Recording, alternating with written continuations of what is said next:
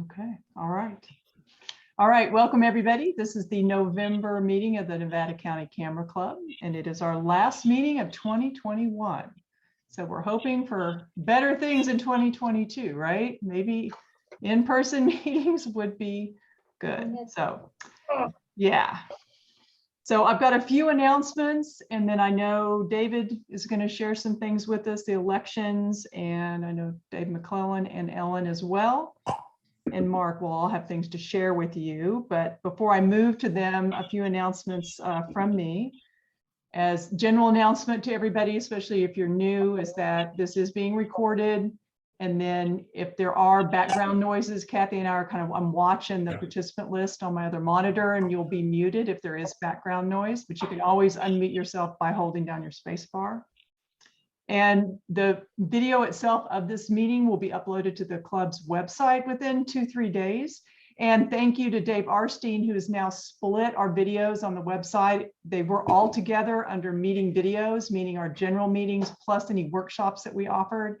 He's now split. There's now 2 folders for video. One is for meetings like tonight, and the other one is for all the workshops. For example, our November workshop, all of those are now uploaded, and they're under the workshops folder on the club's website. So thank you to Dave Arstein for doing that. So hopefully things will be easier to find.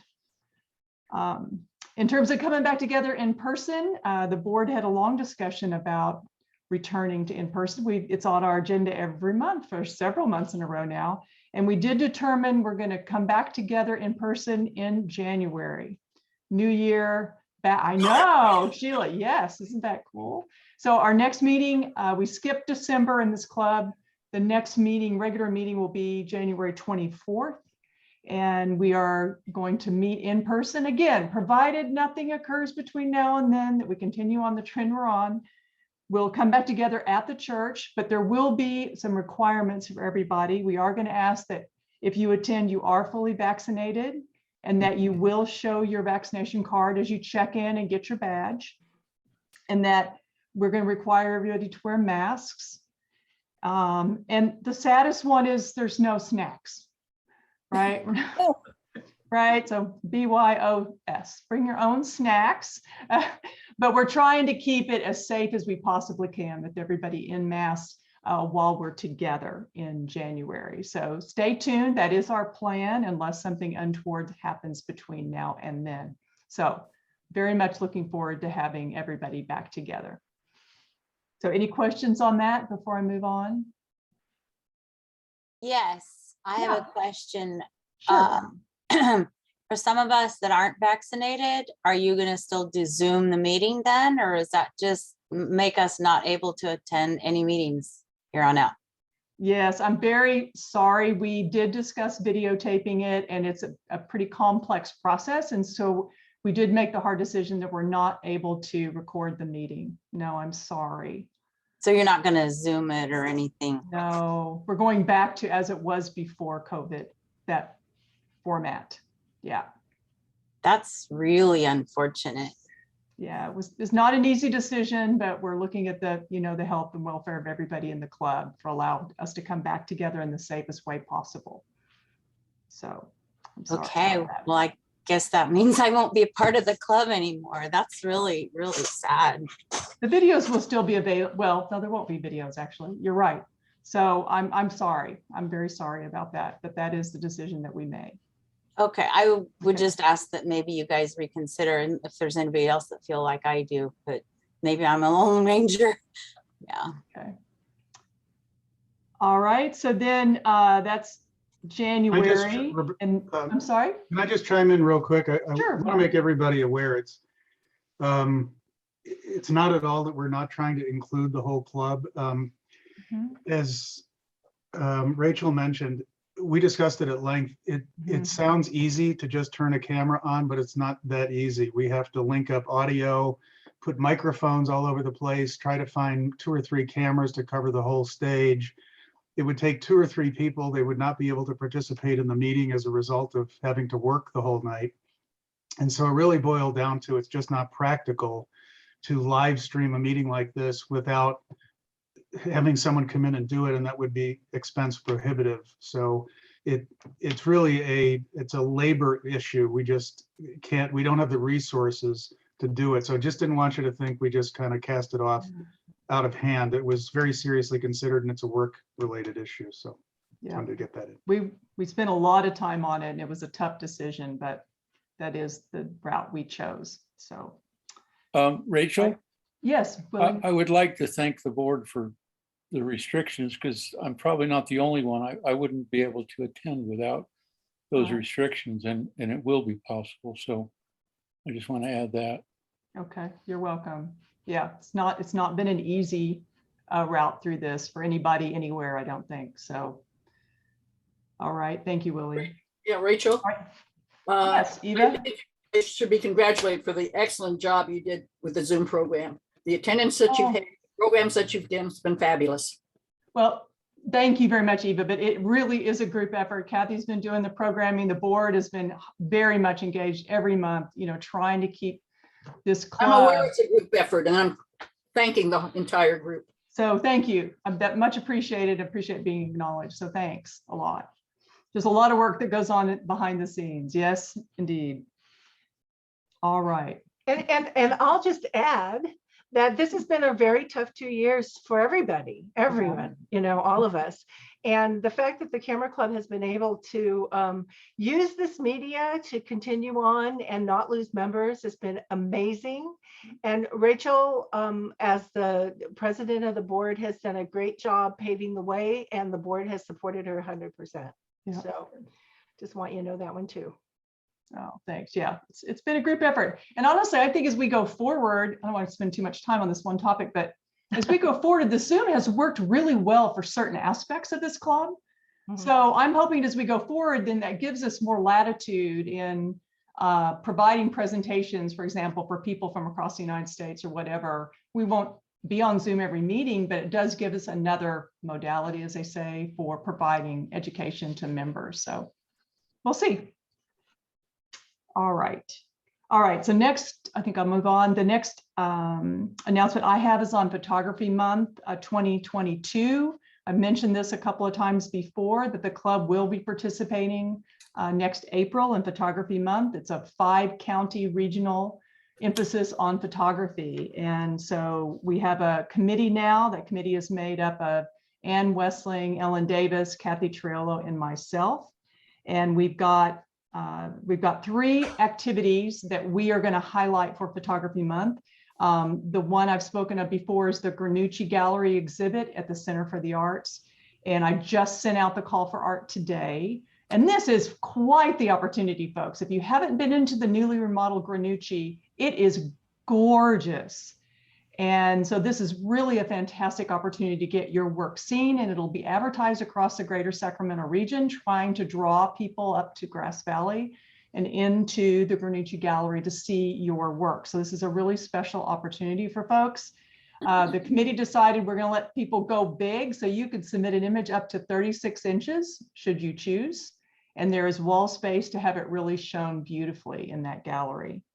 And this is an effort led by Viewpoint Photography Center down in Sacramento. So we're very excited about that. So we have the Granucci Gallery exhibit. We have the on-camera Gold Country Challenge that was in October, right? August, September. And I'll let Dave McClellan talk about that. That's going to be part of Photography Month in April. And then there's going to be some photo walks. So to talk about the last 2, the on-camera, I think Dave McClellan, did you want to say a few things about that? Yes, I do. Thanks, Rachel. Sure. If you have participated in this before, you know pretty much the rules and how we manage it. If you're new and haven't, I'll just kind of briefly go through what it entails. The Gold Country on Camera is a photographic challenge for Nevada County Camera Club members, and it's conducted within the towns of Grass Valley and Nevada City. We have a map of Nevada City and Grass Valley, and it's sectioned into grids. And at a launch party that we have, participants can draw a grid area from a hat. And then you have, this time instead of 48 hours, we'll be doing this in the sort of winter, spring area. And so we're going to have a week to shoot the images in any style of any subject within your location, as it's shown on the Dave, shot with. there you go. Okay, Is it- lost is you it- there for a second. You're good Okay.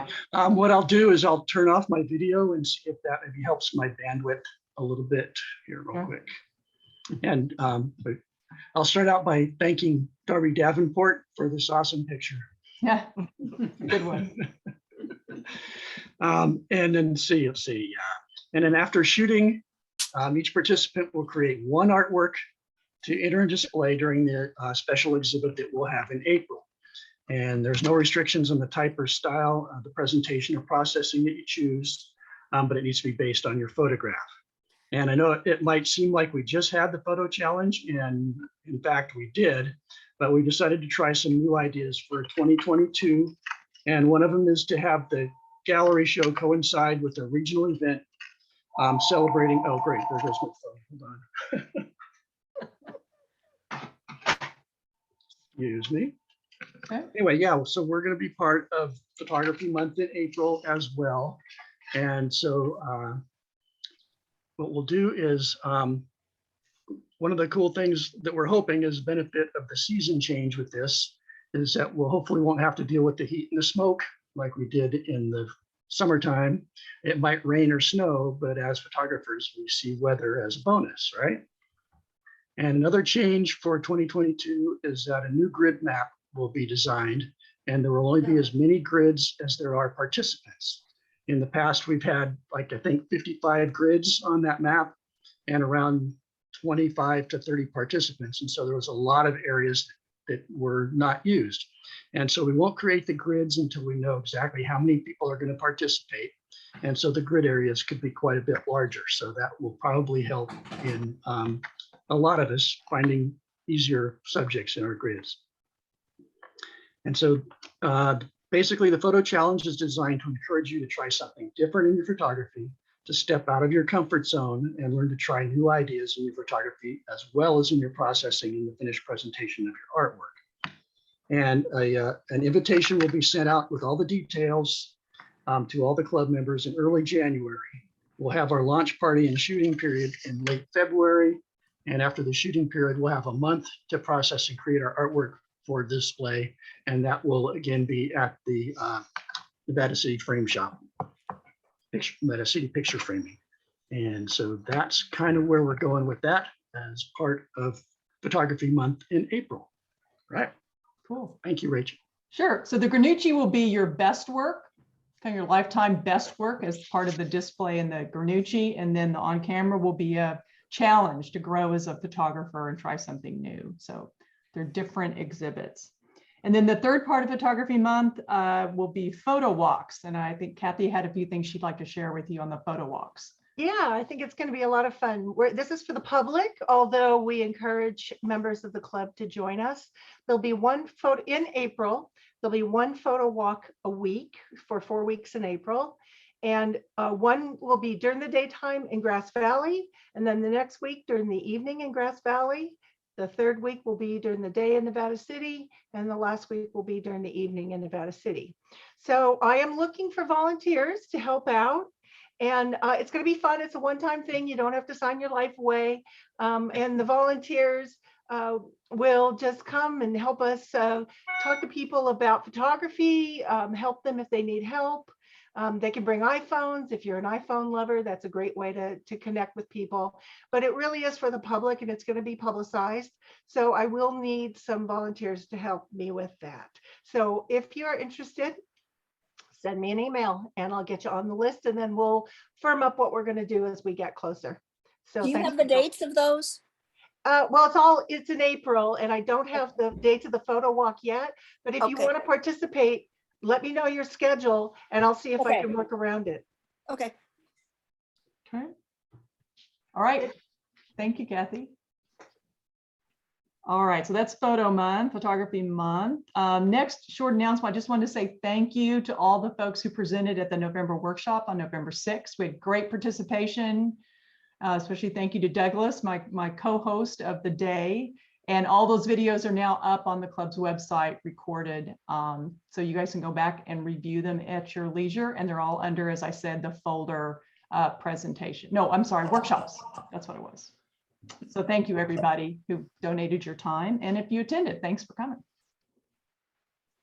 All right, so next, I'm going to turn over to David, but really quickly, I did just a reminder, I sent out an email. The board has a board meeting on December 7th. We will be looking at the photo categories for 2022. We do this every year at the end of the year to see if any edits or changes needs to be made for 2022.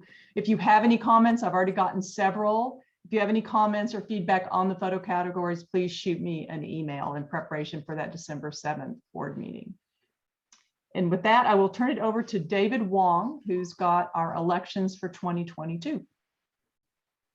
Well, we have the board that has to be, we have a new board coming into 2022, and we have 4 slots, and this is the month. We'll try to make it quick. I know we have a great program that Jim West is going to do. We have president, vice president, secretary, and treasurer positions. Those are the 4 board positions and we canvassed and we twisted arms and talked to people. And so we have 1 person for each board position. And all we need to do is vote tonight, and we're just going to do a raise your hand thing. As I understand it from Dave Arstein, that's an appropriate way to do this one. So for I guess what we can do is just go to each position, and before we do that, is there any, we have for president, we have Rachel Rosenthal is going to run again. For vice president, we have Kathy Triolo will run again. For secretary, Laura Greenman, who has done it before, she's going to run. And for treasurer, we have Fred Finney, who will run for treasurer. So before we vote on those people, are there any nominations? Anybody from the floor that wants to nominate somebody else or themselves to volunteer to run for any of those positions? And we're just going to look for a raise of hands. They are stressing that tomorrow, Wednesday, will usually be So- much busier, So and travelers should get ready for longer. I don't see anybody. I'm looking at I don't know if you see anybody. No. I'm looking too. I don't, I don't. you know, I'm seeing a lot of people raise their hands, but I don't know. All right, so with that, we're going to go ahead and do the vote for each of the positions. For the office of president, Rachel Rosenthal is running unopposed. All of those that would like Rachel, raise your hands. Raise your hand. And all of those opposed? I think it's yours, Rachel. And for the office of vice president, all of those in favor of Kathy Triolo, please raise your hands. Those opposed? Kathy, you're it for the next year. For the office of secretary, Laura Greenman, all of those, please raise your hands for Laura. Those opposed? Laura, you're it. And finally, for the office of the treasurer, for Fred Finney, all those, raise your hands for Fred. Yay, Fred. Mhm. And those opposed, raise your hands. All right, Fred, you're in. So with that concludes the new board for the year 2022. 2022. And I'll turn it back over to you, Rachel. Okay, thank you, David. Thanks for leading that effort as well. And I will talk more at our annual gathering, but I want to say a huge thank you. We have 2 board members leaving the board. We have Mike Shea, who was a wonderful treasurer and has termed out. There's only a 2-year limit on these positions. Yes, that looks a little clap for him. He's done a terrific job and really appreciate everything he's done for the board. And thank you, Mike. And then Dave Connell, too, has been our secretary this year. And I want to thank him for his service and willingness to step up. So thank you, Dave, and thank you, Mike. And we'll talk more about that when we do our banquet. And there will be an annual awards banquet where we announce the winners of each of our photo categories for the year 2021. And the date of that, honestly, is in flux at the moment. So it will be in January, and you'll get an email as to the specifics of that. That will be coming in the next couple of weeks. So stay tuned for that. All right. So I'm finally sorry for all the announcements. This was a big meeting as it's our last one of the year. I will ask Mark Triolo if he would like to introduce any new members tonight. Oh, you're muted, Mark. Rachel, Yes. this is Henry Goodman. Can I make a short announcement when Mark's done? You certainly may. Okay. Yeah, thanks, Rachel. Good evening, everyone. Just wanted to introduce guests and new members. And I think we have a couple guests tonight. Francine, I think you are with us. And can you just unmute yourself by pressing your space bar and just raise your hand, acknowledge yourself for us. Welcome to the meeting. Thank you. Glad to have you here. And also, I think Gail Lipson. Gail, I think you are a guest tonight as well. Yeah, hello. If I can't do the video, I don't have great internet, so it'll cut out. I'm trying to start it, but it's not working. No problem. Welcome to the meeting. Thank Glad to you. have you. Are there any other guests with us this evening? If you could just press your space bar and say hello. Okay, good. I think that covers everyone. We've just got 3 new members, which is actually pretty significant. I don't mean to understate that. We have 3. Brad Oliver is the first one. Brad, are you with us tonight? Just press your space bar. Okay. How about Lenny Olbrich or Olbrich? Lenny, are you with us? Okay. And Frank Gould. Frank, are you with us? I don't think Frank's going to be with us. We just put him in place this morning, so he probably did not sign on early enough to get the message. Okay, so we'll catch up with those 3 at the next meeting. So welcome, everyone. Enjoy the meeting tonight. And back to you, Rachel. Okay. All right. Thank you, Mark. And now Henry, what would you like to share with the group? Okay. My wife, Susan, and I are going to have an exhibit at the Flower Garden Bakery in December and January of her paintings and my photographs. Nice. Congratulations. Well, thank you. Which one? Oh, thanks. The Flower Garden on Sutton Way in the shopping center. Well, they both are, but on Sutton Way. Okay. All right. Very cool, Henry. All right. So with that, I will open it up. Any other announcements, field trip shows? Anybody else would like to make an announcement before I turn it over to Kathy? Yeah, Rachel, I just want to let everybody know that we have changed our address. Oh, yes. So our new address is P.O. Box 1575 in Grass Valley.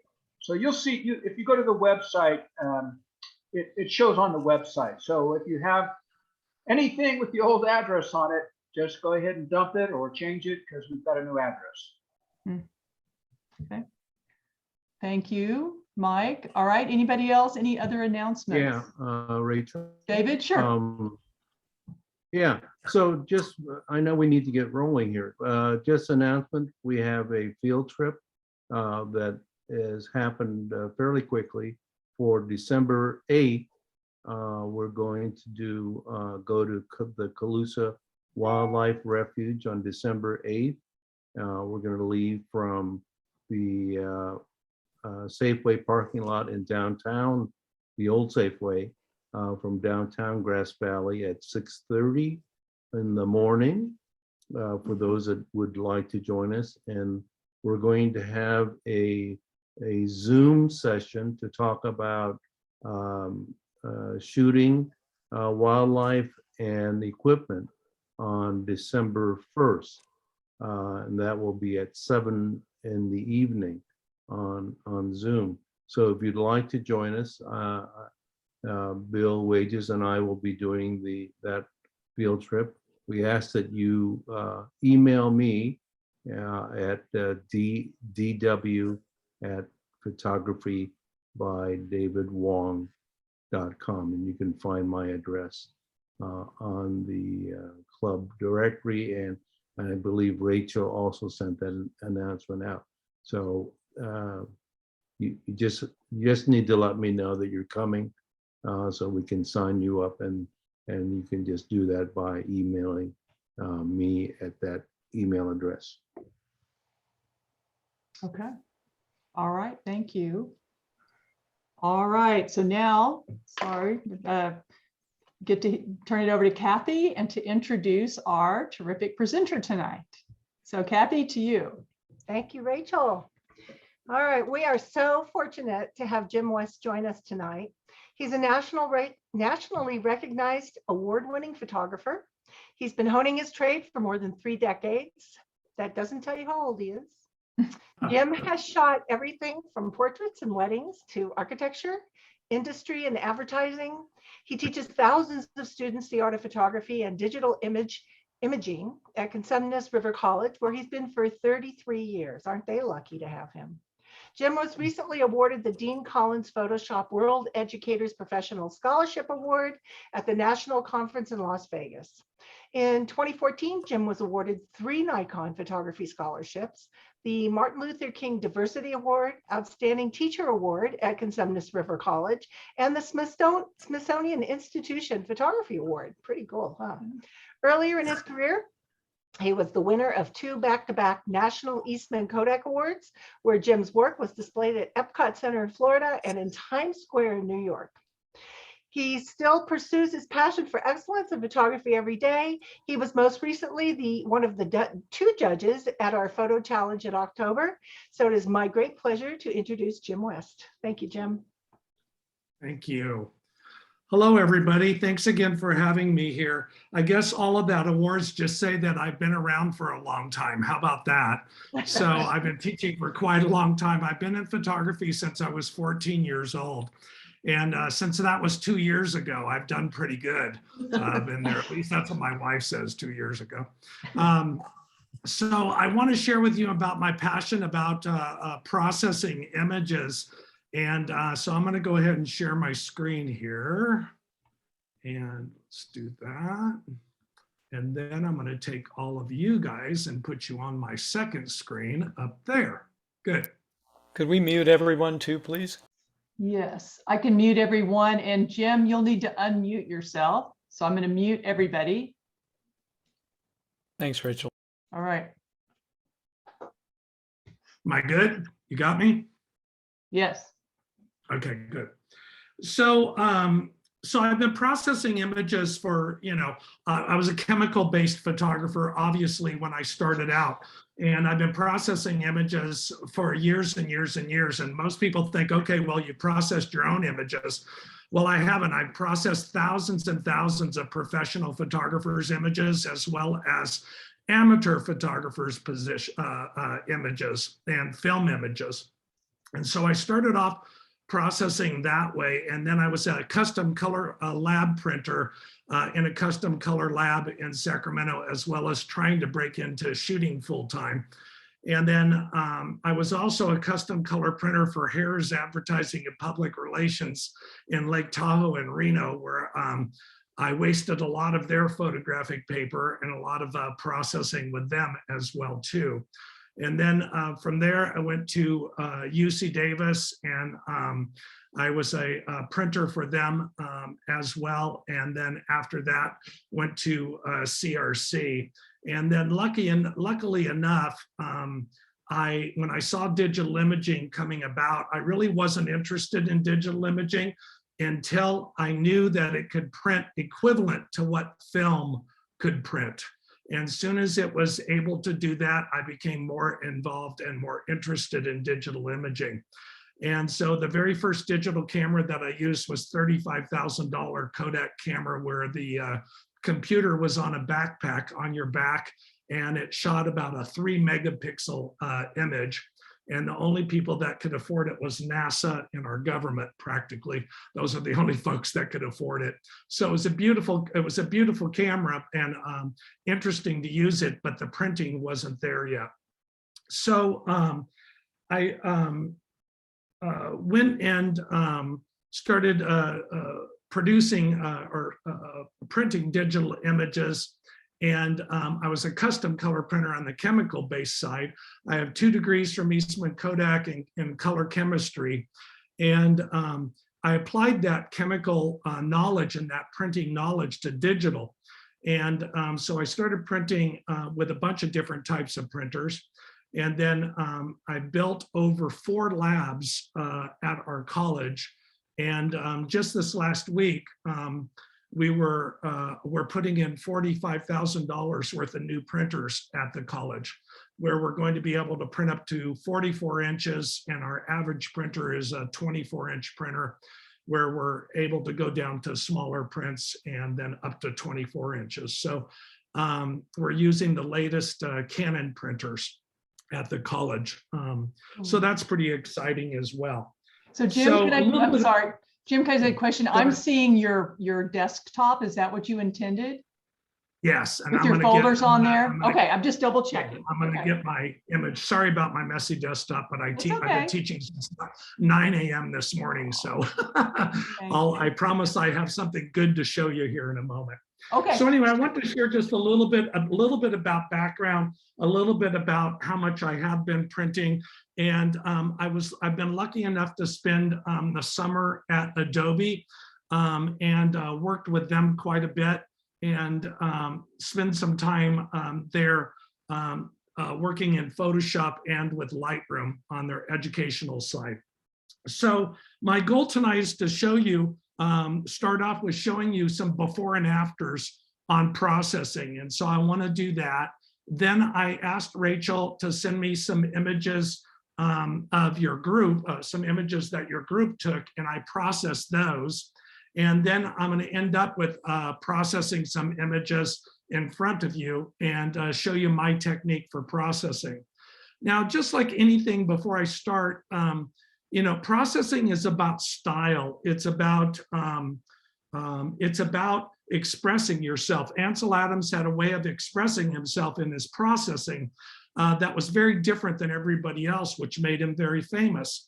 And so processing is about style, and especially if you're shooting raw images, which gives you the most amount of information on your digital file. It's about processing that. When you shoot a JPEG file, the camera is processing a little bit for you. So I wanted to kind of start off with that, but let's take a look at some images here that I want to show you. So this is an image that I shot in Florence, Italy. And it's a very little difference between the image. But one of the things that I found out about digital image, especially being a film photographer, is that it just wasn't as sharp. I use some of the best camera lenses that I absolutely can afford, and I use some of the best digital cameras that I can afford. And I just found that it didn't look the same as what film looked. And so when I process my images, I process them from a standpoint that I process them from the experience that I've had throughout my photographic life. Here's an image in Rome, and you can see the difference between before and after in the image in terms of sharpness, in terms of clarity of the color, and that kind of thing. It's subtle, but a lot of my images, the processing is subtle. You'll see that. Here's another fountain in Rome. And everything I shoot is in RAW. And so you'll see the image that's the before. It has a little bit more of a gray feel to it because the camera's collecting all the data that it can. And then afterwards, you see when I process it, the warm colors of the sunset are in there, and it's a little bit sharper. So I'm going to say this one thing that has always been a downfall of mine in teaching, in that I talk very fast. And the reason why I talk very fast is that I get very excited about what I do. I love what I do. And so when I've had my teacher evaluations, they always say, Jim, you know what, you talk fast and you probably talk too fast. But your enthusiasm for what you do outweighs that so much that we're not going to mark you down on talking so fast. So I'm sorry that I talk so fast, but I'm very enthusiastic about what I do. I try to photograph every single day. This is a little waterfall that's by my home. And so you'll see the before and after on this one, just subtle differences. You'll see like the moss on the rock is brighter. The water is a little bit different. The sharpness on the rock, the larger rock is different. And also the bubbles in the water and the way that your eye is led up to the waterfall in terms of burning and dodging and that kind of thing. As I said before, I looked at other photographers that are amazing processors, like Ansel was an amazing printer. Edward Weston, amazing printer, and I look at their techniques, and I've studied their techniques over the years. And when I'm processing images, I'm thinking about how people are looking at the images and the psychology of where their mind is going and how they look at the images. So this image that I shot in New York, I liked it better in black and white, and Lightroom has the ability to quickly change to black and white, and you can have a variety of different presets within black and white. Here's an image that's in Times Square. This is how I feel when I go to Las Vegas, and this is how I feel when I'm in Times Square, a little bit out of sorts when I'm there because there's so much going on. And so the image on the left is the image that the camera captured, and then after processing is on the right. Here's an image I shot in Japan, and just very, very subtle differences in the image. But if you look at it for a while, you'll eventually see it. Here's an image in Venice, Italy. This is a reflection of gondolas in Venice. And this particular image was printed large and also in Times Square in New York. This is an image in France. And just again, a little bit of difference when you see the quality of the background of the wall, the color of the green in the window of the plant, just subtle, subtle differences. This is an abbey in France. This is where I lead workshops. And this is one of our field trip locations that we go to in the south of France, and the lavender fields. And you can see after the image is processed, this is a pretty much of a midday shot. Probably 1 o'clock in the afternoon, and you're still able to get the ability to come out. I would say that the after looks a little bit more like Fuji film as opposed to the before. It's pretty neutral. Image again in France, and this is just walking down an alleyway and somebody ripening their lemons. Image in France again, and these folks were taking a kayak down the river, and I really wanted the light was penetrating the water, and my polarizing filter, I wanted that the weeds and all the material that was below the water to show up. And so I processed, and it was able to process that and get that out of there. I wanted to with the after image. From an air show, the image on the left is exactly what the camera gave me on RAW. And then of course the image on the right is processing. Same thing with this one. This is a rainstorm in the Grand Canyon, and I was so very disappointed that it didn't pull out the clouds and the rain coming from the clouds over here. And then also this is very early digital, probably a 6 or 7 megapixel camera, and so it couldn't bring out the shadow detail that film could do for me. So kind of disappointing in early digital quality images. just a, an average image. You can see the difference in processing. Processing is also, it is, again, like I said before, it's about style. And also it's about the ability to, who you are as a person, your eye grows, who you are as a person grows. And I've changed over the years in terms of the way that I process my images and the look of my images. And, the one thing that I've always kept as consistent is the ability to be able to get the emotion out of the image of the way that I felt when I photographed. And so if you look at this image of the Grand Canyon here, and I really wanted that mist and that fog to come out, and you can see it so much in the after compared to the before. Here's some Grand Canyon images using flash at nighttime or rear curtain sync at nighttime, and trying to get that texture of the tree, the dead tree, to come out, that kind of thing. Sunset on the Grand Canyon. Rainstorm again, Grand Canyon. This is from my wedding and portrait class. And so the image that came out of the camera is kind of blah, a little bit gray looking. And then after processing in Lightroom, the image of Holly's eyes came out more beautiful. The whiteness of the dress came out, the skin tone came out, more of the texture of her hair, that kind of thing. So I just see so many photographers that this is the image that they pick. And they produce that, but that they don't process it. And I process every one of my images. And so my goal to through this teaching you this tonight is to show you a basic process that I use. And I borrowed it from Art Wolf, the famous wildlife photographer. So I'll give you his basic processing technique, and I've used his for when I process via Lightroom. Santa Fe, New Mexico, after a snowstorm. Greece, again, kind of pulling that. You can see it's subtle differences, but there's enough that it really makes a difference to me. Gondola in Venice.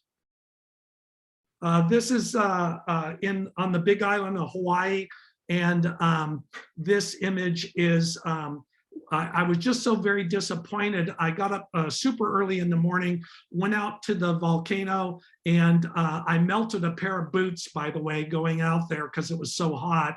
And the quality of the light in the clouds was just so beautiful.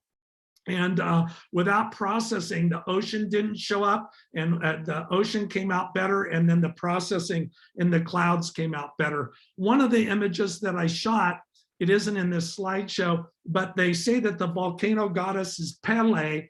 And on one of the images, there's a picture of a face that is in the clouds. And so that particular image is the one that I used for publishing.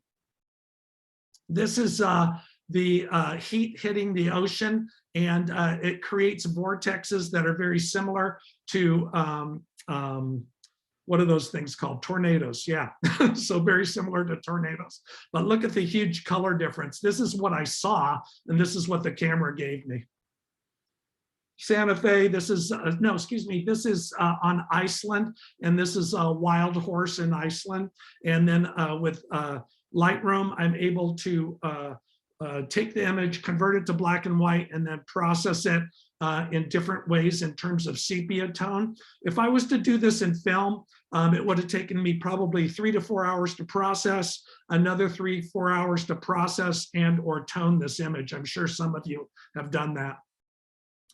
Portrait images in my portrait class. This is in, what's the name of that mountain, Rachel? Come on, it's there with me. Where am I? I need some Matterhorn. Matterhorn. Matterhorn. Matterhorn. Thank you. Thank you. We've been traveling all over the world here. I forgot where I was. This is on the, yeah. I was traveling or going to dinner with my wife, and of course, Rachel will laugh at this one with Steve, is that I always bring my camera with me no matter where I go, and it's very, very hard to set the camera down. And so when I see something like this, I'm looking it out of the corner of my eye. I'm trying to be a good husband and go to dinner, and my wife just looks at me and goes, "Yeah, I see it too. Take a picture. Go ahead." So anyway, This is a wedding that I shot, and look at the difference with what the camera gave me and what a Lightroom, I can process the image out. Portrait class. Portrait class. This is a assignment that we did a setup and shot this in the studio, making the student look like a fortune teller. This is my Yosemite class. And sometimes on Yosemite class, we go a little bit wild, and we tried to do something different here. We brought a model with us, and we brought an exercise trampoline with us. She was jumping up on the trampoline, and then we took a couple of pictures, and then we, on this one, we took the trampoline out and then combined the images together so that it looks like she's floating. Just one of my walks around where I live. Look at the difference in the detail. Same thing, my walk where I live. This one I shot in black and white, ended up going over to color. This is on the way to my daughter's house. I left early in the morning. My daughter lives in San Francisco. And on this image is what the camera gave me. And this is what I got after processing. A lot more detail in the sky, that kind of thing. I would really suggest that you bring a flashlight with you when you did this. Forgot my flashlight. One more step, I would have went over the edge, and luckily I took my flash with me and I flashed down, and I was that close to the edge. Not a smart thing to do. This is in Lake Tahoe, and on this right here, there was the water that was coming over the rocks, and I wanted that detail and more color in the sky. This is in Iceland. You can see, look at, I got so much more detail in the rock and on the moss, on the moss and in the water.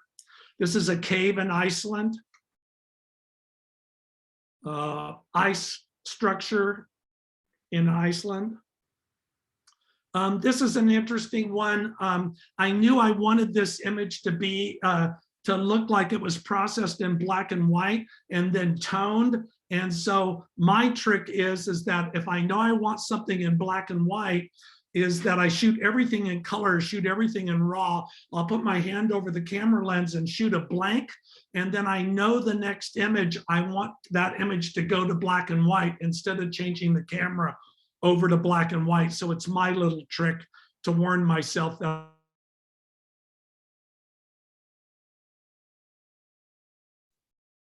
Jim, if you can hear me, I don't hear you.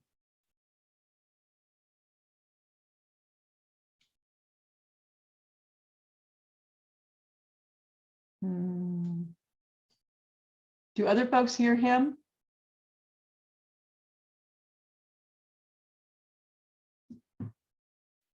Hello, can somebody respond? Are you back? Okay. Can you hear me? I hear you now. Oh, I don't know what happened. I got Yeah. Are folks back on? It just disappeared. So. I've got 50, it says I've got 52 people, so. Excellent. All right, I'm going to hit record again to continue. Okay. And No, it I'm is gonna do recording. share. It's recording, so we're good. All right. Oh, you need to enable me to share. Oh, all right. So participants, let's get you. Jim. That's weird. Never had that one Very happen. weird. Jim West, more, make co-host. Yes, okay. You should have share screen now. Okay, got it. Good. Back to normal. Okay, so I got rid of that show. Let's go to some of your images. Okay, does this look familiar? Anybody? Their image? Is that yours, Rachel? No, it's not mine. Mm-mm. Not yours? Does it look familiar, anybody? Well, anyway, Jim, I'm can gonna you- go over to the develop module. Go ahead. Jim, can you make that larger so it's full screen, please?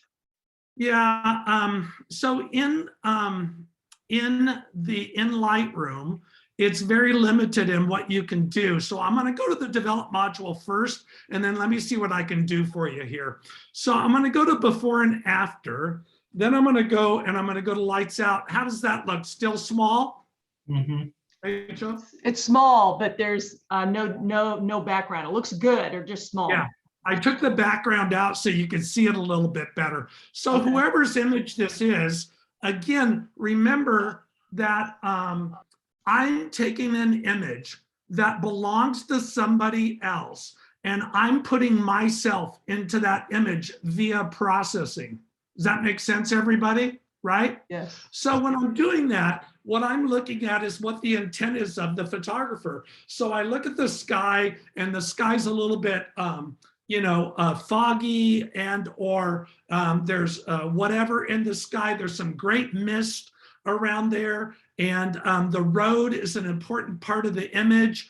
And so that's what I'm processing when I process out this image, as I'm looking at those things. It's exactly what I would do if I was to process this image in a lab for you. So I'm trying to look at intent. So if I hurt anybody's feelings by processing their images ways that they wouldn't do it, I want to apologize. But again, of course, everything is a work in progress. In fact, that's what my wife says about me every day, that I'm a work in progress. So, all right, here's another one. So, whoopsie, let's go back here. Let's go back here. Come on. Okay. Uh-oh, I hate it when the ball of death comes up. And then let's do, ugh. It is really acting weird here. And I do not know why it's acting that way. So I'm gonna go done. There we go. Okay. Huh. All right. So let's go lights out. So I don't know whose this image is, but one of the things that when I looked at this image, I knew that there was more color in the sky. And so I wanted to pull that color out in the sky.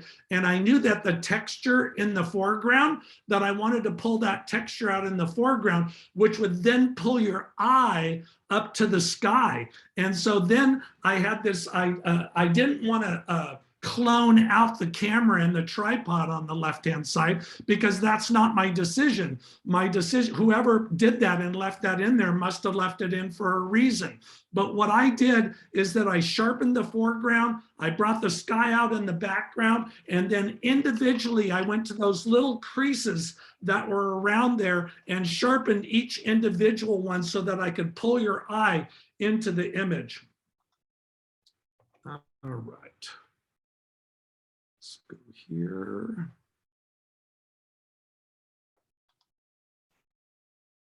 Come on. It is acting a little weird, Rachel. I don't know why, if it's doing that for some reason or not. But look, see this? See that right there? There we go. Okay, so let's go here. Come on. All right, so similar image. And again, similar way of processing it, and that I knew that there was more in the sky in the background back there. I do not add things. All this is burning and dodging. I do not put color in there. That's existing color that was already there. And all I'm doing is sharpening, burning, and dodging. I am not adjusting color. So I want to make sure that you know that when you're looking at these images. So, as I said before, I'm trying to bring out the full potential in the image. And that's what I'm trying to do when I'm looking at these images. So let's go back. Now this was really quite interesting. Come on. So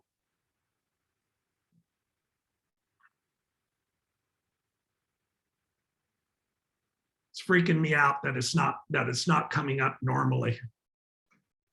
There. So you see the image on the left is what I got, and then the image on the right there. So, if I was to see this, I would go, oh my gosh, I didn't get any stars.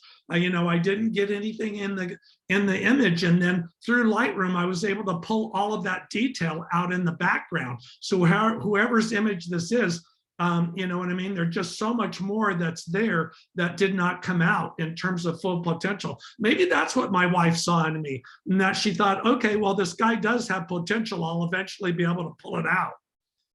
All right, so let's go to this one. So the thing I loved about this particular image is that I love the pattern. I love the lines in it and that kind of thing. So let's go over to before and after. So the image on the left is what is the raw image, and the one on the right is the processed image. And so to me, the one on the right gives me that warm sunset or sunrise type of feeling. The sky in the background with the blue in the background. And then the only thing that I did is on the edge of the sand, I sharpened the edge of the sand and I brought out more detail in the shadow area, as you can see in there. So again, that's the things that I would do if somebody handed me this image like they did with no processing. I asked Rachel to give me the raw image without being processed.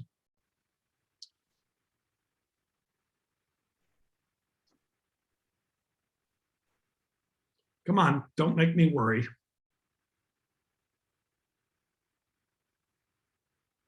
Come on, come on, come on.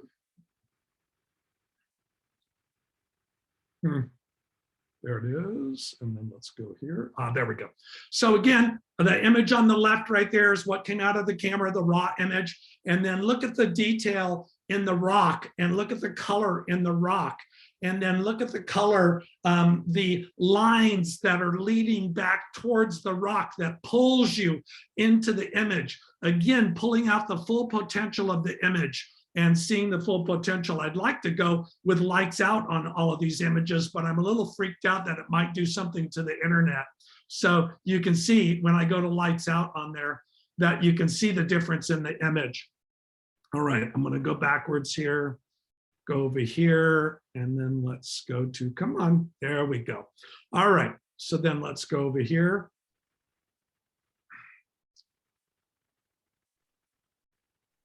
Boy, I hope that this doesn't, there we go. All right, so then here's an image of, I think it's called the racetrack in Death Valley. And you'll see the image to the left, the quality that is in the sand, the texture that isn't in the sand there, the quality of the rock to bring that rock out, the line in which the rock came down, I was able to pull that out, and then the sky in the background and the mountains in the background. All of this was done in Lightroom. Nothing was added. There was nothing, again, all it is burning, dodging, and sharpness is all I'm doing to the image. I hope that these before and after and looking at some of your images help when we're looking at that. It's easy to look at somebody else's image, but then when you have images from your group, it might help. So.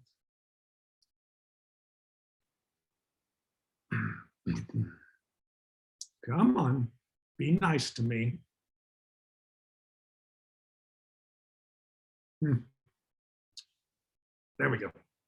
All right, so the image on the left is what I got, and then this is the image on the right after being processed. I think the clouds have more emotion. The foreground has much more emotion, and so it's really pulling the image out a lot more, and that's what I see again in the image. I'll go lights out on this one so you can see it a little bit better, and then I'll come back on again. Almost done. Let's go over here.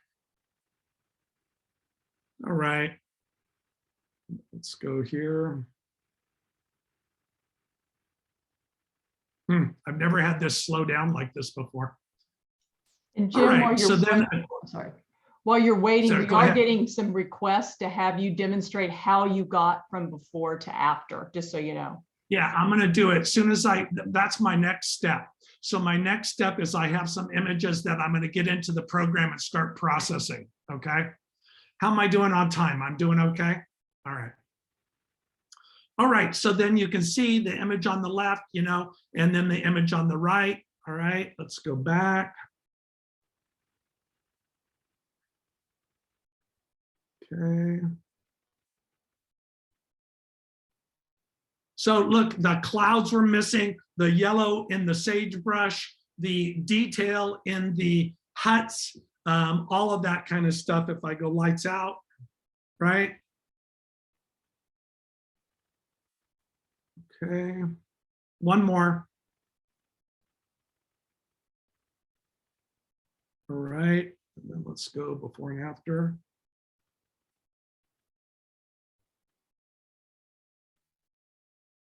So the image on the before, it's beautiful, but it isn't just talking to me. And what I mean by that is that the sky isn't there. The beautiful light that is coming through the leaves, it isn't there. And the whites that are on the birch trees just weren't there. And so you'll see it, the one on the right, everything starts to talk to me. It starts to say to me that that the full potential of the image is coming out. So I wanted to show you some images that I shot, and then I wanted to show you some images that you shot. And then on all of these images, like what do I have here, about 11 images.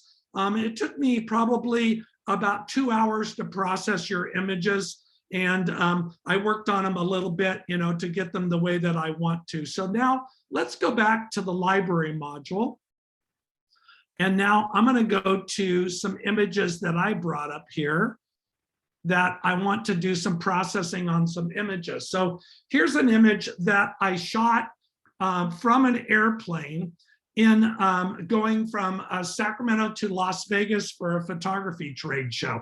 So when I look at this, it looks nothing like I saw in the trade show. I mean, when I was in the airplane, nothing at all. So one of the first things that I'm going to do is a typical thing that Ansel would have done with black and white photography is that I'm going to pull out my whites and my blacks. So I'm going to hold down the Alt or the Option key. It would be Option on Mac and Alt on PC.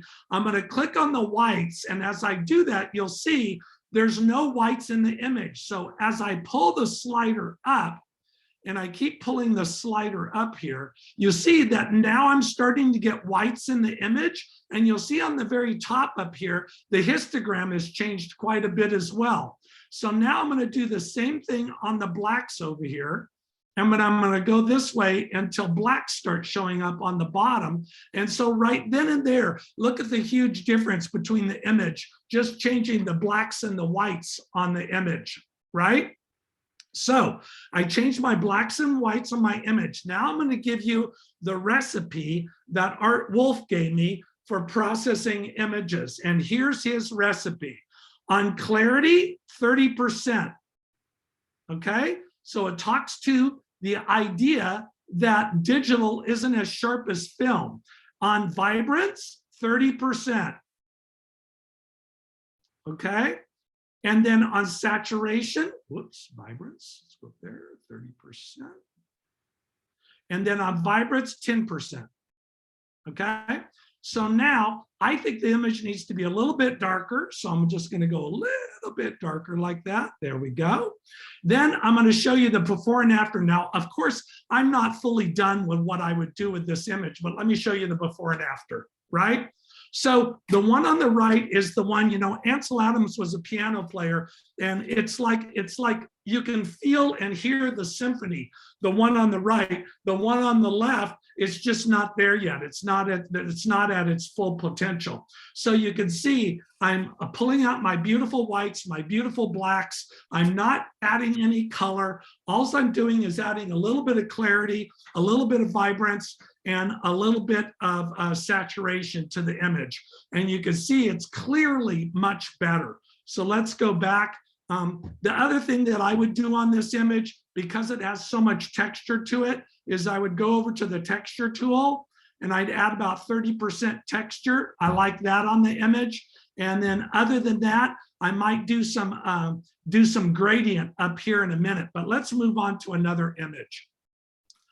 So here's another image that I shot in Las Vegas. And of course, my eye, when I'm looking at this image, I see detail into the sculpture. But when I'm looking at when the camera captures it, I want to get the detail in the sky and that kind of thing. But when the camera captures it, it's not giving me what my eye sees, okay?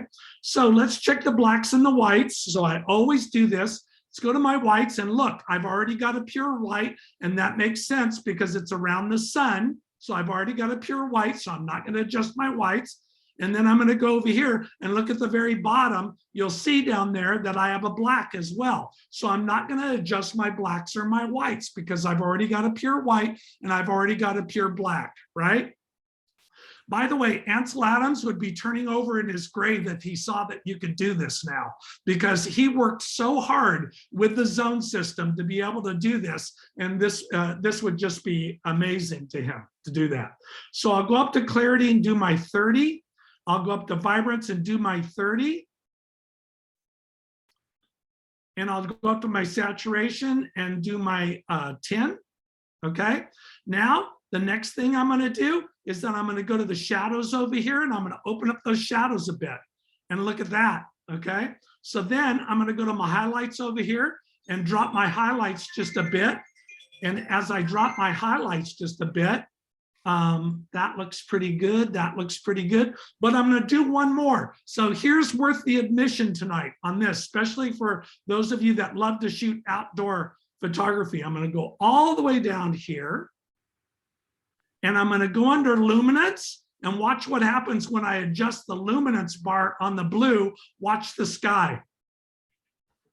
Can you see how the sky just went darker and it went to a darker blue, and it did not adjust anything in the rest of the photograph? It only adjusted the blues in the sky.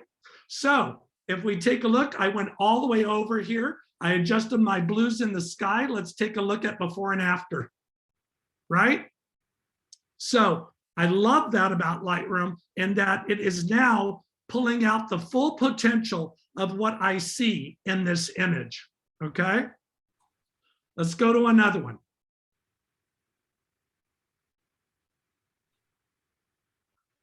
All right, so here's a graphic that I shot, in Las Vegas of the building. Let's go back up.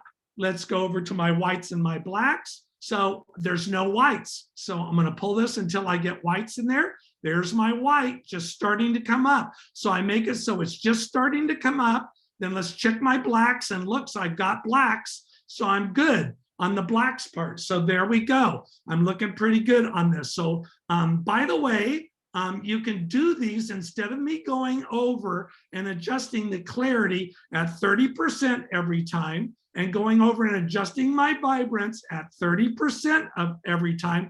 I can do what is called a preset, and I can set this up and call it a Jim's preset. And when I would click on that, it would automatically process these things that Art Wolf gave me, okay? So I like that. I think it looks pretty good. I'm going to adjust my highlights because I want my sky to come in a little bit more. So I'm going to adjust that. And then I'm going to come down to here to my luminance, right further, Jim, right there under luminance. And then I'm going to go to blue, and I'll bring my blue up a little bit more like that. And then let's open up the shadows a little bit, just a little bit, bring them open right there just a bit. Okay. And then let's look at the before and after. Can you see, Kathy? You got it? You like Kathy? Yeah, shake your head, Kathy. If you like, shake your head. Good girl. Okay. Yes, it's great. I can't see anybody else, and I need feedback, right? Okay. All right. Well, here I can leave my my mute off. All right, let's go back. Let's go back to full here. You So want to then, do ooh-ahs too? actually, I make my students do that. Is if I come out, like, come on, give me an ooh or an ah, right?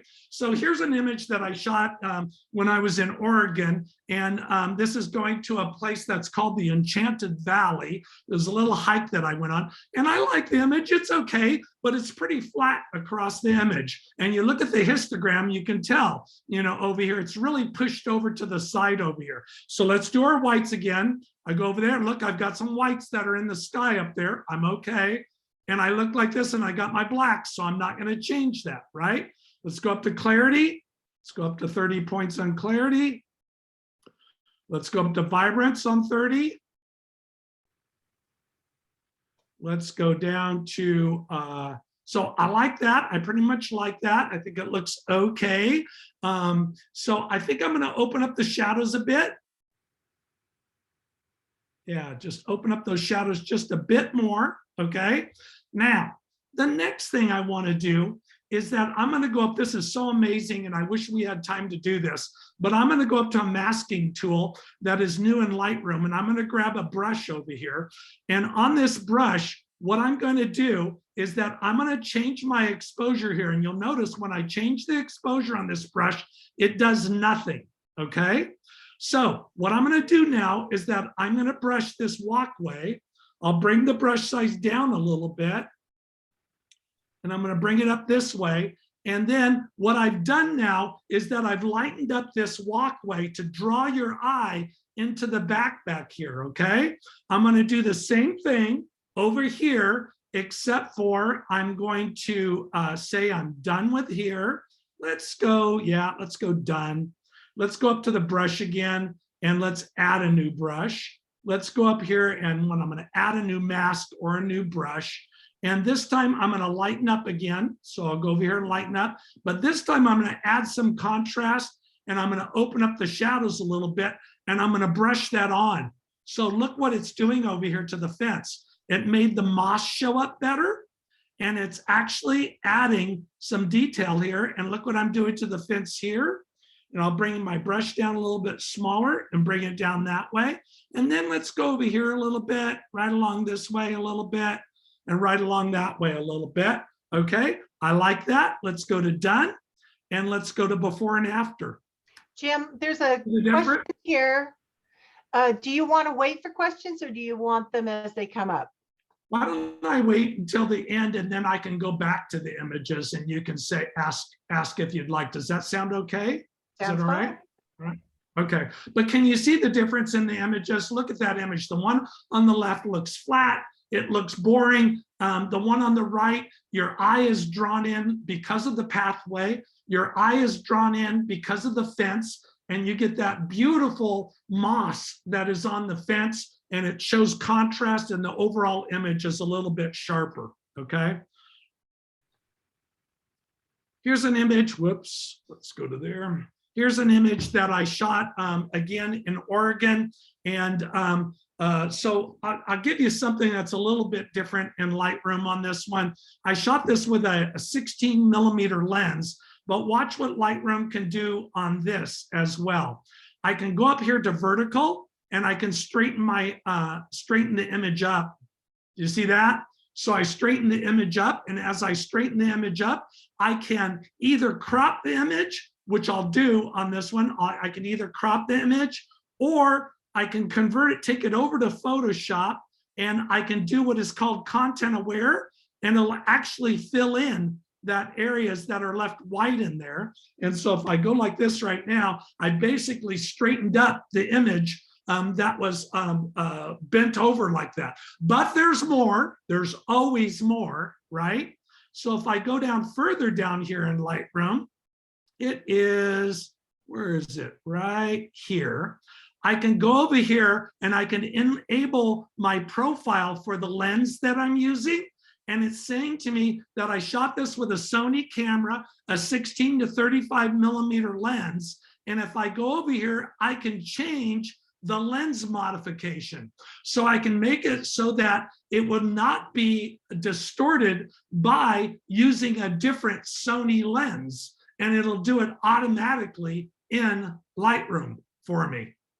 So I can make it look like a 35mm lens instead of a 16mm lens, and the 35mm lens wouldn't distort as much as the 16mm lens. So there's so much to learn here. All right, let's take a look at our whites and our blacks really quickly. I got enough whites in there, I'm okay. Let's check our blacks, just a little bit more black there. I'm okay. I want to open up my shadows. I'll open up my shadows right there. Processing 30, vibrance 30, saturation 10. Okay, let's go before and after and look at the difference in the image, right? You like? All right, cool. So let's move on. Rachel, will you give me, tell me if I'm going over too much? Sure, Tell me, either won't you? Kathy and I, and let me just do a quick time check, Kathy. So I'll let you run this. What's your timeline, since Kathy's doing that now? I'm good, but whatever you guys Kathy, want to do. is he good with time? How much longer do you, I mean, we've got I would like to I would like to take 10 minutes worth of questions. So stop me 10 minutes, unless you want to stop me now. Stop Okay, me you 10 got minutes. about 10 more minutes. Oh, I got about 10 more minutes. Oh, cool. I might be able to finish. Yeah. All right. So here's an image that is on at Big Sur, right? And so the very first thing, of course, I always check my whites and my blacks. Ansel would be so proud of me, right? So I'm going to go over there. There's my whites. Check over here. Here's my blacks showing up, right? So I'm going to do my clarity, vibrance. By the way, I met Ansel Adams when I was in high school. I was able to, at the time I had all the money I had in my account was $1,500 from mowing lawns all summer. And I was going to buy Moonrise over Hernandez for $1,500. And my high school photography instructor told me not to buy it because he said that you'll always be able to buy it. That print's worth $250,000 now. So I'm very mad at my high school photography instructor. All right. So here we go. I've got everything I want to do in this image. I like what I'm going, but I don't like the sky. So let's go over here. Let's go up here and let's let Lightroom select the sky. It's doing it automatically and detecting the sky right now. You can see it down there. It's doing a detection and it's detecting the sky. And look at that. It made a mask for me automatically. Come on. Isn't that cool, right? I didn't even have to do anything. So that's artificial intelligence. And it had the ability to select that sky for me. And the orange is a mask. Now watch what happens when I adjust exposure. I'll come over here. The mask will disappear. And look, I'm able to just adjust exposure in the sky, and I can go up here and I'll check my whites and my blacks in the sky, and everything that look okay. Let's brighten up the clouds a little bit, bring the blacks down just a bit more. Okay, so I like that. Let's go done. Okay, and then let's look at before and after. Right, ta-da! Right, huge difference, I think.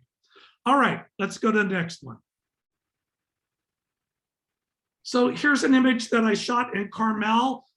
It was very foggy out. And so again, on this one, I'll always, again, check my whites and my blacks. So I'll go over to Option Alt key. There are no whites in the image. So I'm gonna bring this over until I start to see some whites, right? Then I'm gonna take the blacks over and I'm gonna go over until I start to see some blacks. Woo, way over. Okay, now look at the difference in the image. I think that it took away the feeling that I want in the image. I wanted that image to have that foggy, misty feeling. And so here's an instance where I've got perfect white, I've got perfect black, but I don't like it, right? And that's okay. So as a photographer, you have to make those decisions on your own. I liked it gray, right? So I'm going to double click on the black and it'll go back to 0. I'm going to double click on the white and I like it like this, right? So I'm going to go up on clarity. And again, on clarity, I might not want to go as much as 30. I might want to go like 10 and deviate from the recipe. Sorry, Art Wolf, right? And then on vibrance, I might not want to go up to vibrance because look, it's pulling out those colors and I might not like that on this image. I want them to be muted. Let's go up on the saturation. I don't like it. It's pulling out those colors. I don't like it. So I'm going to go back here, and I'm going to neutralize this. I'll leave a little bit of clarity, and I might want to go, instead of going on contrast, I might want to go grayer, right? So again, here's an example of an image that is speaking to me, and it's saying to me that it is, the rules need to change on this image. The rules need to change because of the image, and that's up to the artist, that's up to the photographer. So I hope you agree on it, and there's no need to go before and after, because when I look at it, it's pretty much the same. I like it the way that it came out of the camera. So there you go. All right, here's my neighbor. This is Amanda. Amanda is my model for my classes. And so she comes over, she requires 1 chocolate chip cookie when she comes over, right? And she models for me in class, and Amanda's the sweetest. By the way, Amanda won the top honor in her class last week, and she tested off the charts in her class higher than anybody's ever tested in her grade. So I'm very proud of Amanda, right? Anyway, so I look at this image and let's just do a couple things. Let's go up to our clarity. Let's do our vibrance. Let's bring it up. Let's go up to our saturation in terms of 10. And this is a fill flash example that I'm doing for my class. Let's check our whites and our blacks. Got enough whites. And maybe a little bit more blacks. There's our blacks, right? So look what I did. I just did my typical processing and look at the before and after. The one on the right just sings to me. It just says something to me. Now I know it's subtle, but I like the image after it's been processed. You might not agree with me, and that's perfectly fine that you might not agree with me, but I like it after it's been processed. I think it says more. Last image. All right, let's go here. All right, so here's a lighthouse image that I shot, and let's do something different here in Lightroom. Let's go over to black and white. Let's go over to our whites and our blacks. There, let's go to our blacks. There, okay, I like that. Let's go over to our masking tool and let's have it select the sky. It's detecting the sky right now and trying to select it. Amazing new tool that Lightroom's come out with. Then let's go over here and let's darken up the sky. And let's sharpen it up a bit. Okay. And then let's go back up here and let's go to the brush tool. And let's go here to my brush. There we go. Excuse me, brush. And then let's go a little bit bigger. Let's go to a little bit. Whoops, didn't want that. I must have not hit enter. Done. There we go. Sorry. Now let's go to the brush. And let's go bring up our exposure a bit. Aren't you working for me, brush? I know what I did here. Let's create a new mask. Now let's go to the brush. Now let's go over here to exposure. And then let's go in this area and let's get some detail in the trees and the rocks over here a little bit. Not my best, but they're right along the line right here. Now, not bad, not great, but not bad. And let's look at before and after, right? So there you go. There's the image where, you know, it has a little bit more processing to it, a little bit more contrast to it, and that kind of thing. So that's what I do in Lightroom, and I'm just touching the surface of it, just touching the surface of it. So my goal was to show you the difference of what you can do before and after in processing. You know, there's so much more that you can do in Lightroom. And if you're interested in the Lightroom class, I'm teaching an online class through CRC, and you're more than welcome to join in the future. So I'd be happy to take questions, if you will. Okay, so we've got some for you. First is, do you find that the order of adjustments makes a difference on the final images? Charlie Creamer likes to make the adjustments from top to bottom on the menu. Yeah, everybody has their own recipe, just like making cookies and that kind of thing. And my problem is I get excited about a personal part of the image and I might jump down because I really want to see what it looks like on that particular part. But I am a logical sequential person that I do like to go in a logical order and a sequential order and then bounce around a little bit. So I agree with you, young man. Well, that was David Wong. David. Yeah, there's another comment here that it's important to note that you don't need to use Lightroom exclusively because Camera Raw, you could do this in Camera Raw, is that correct?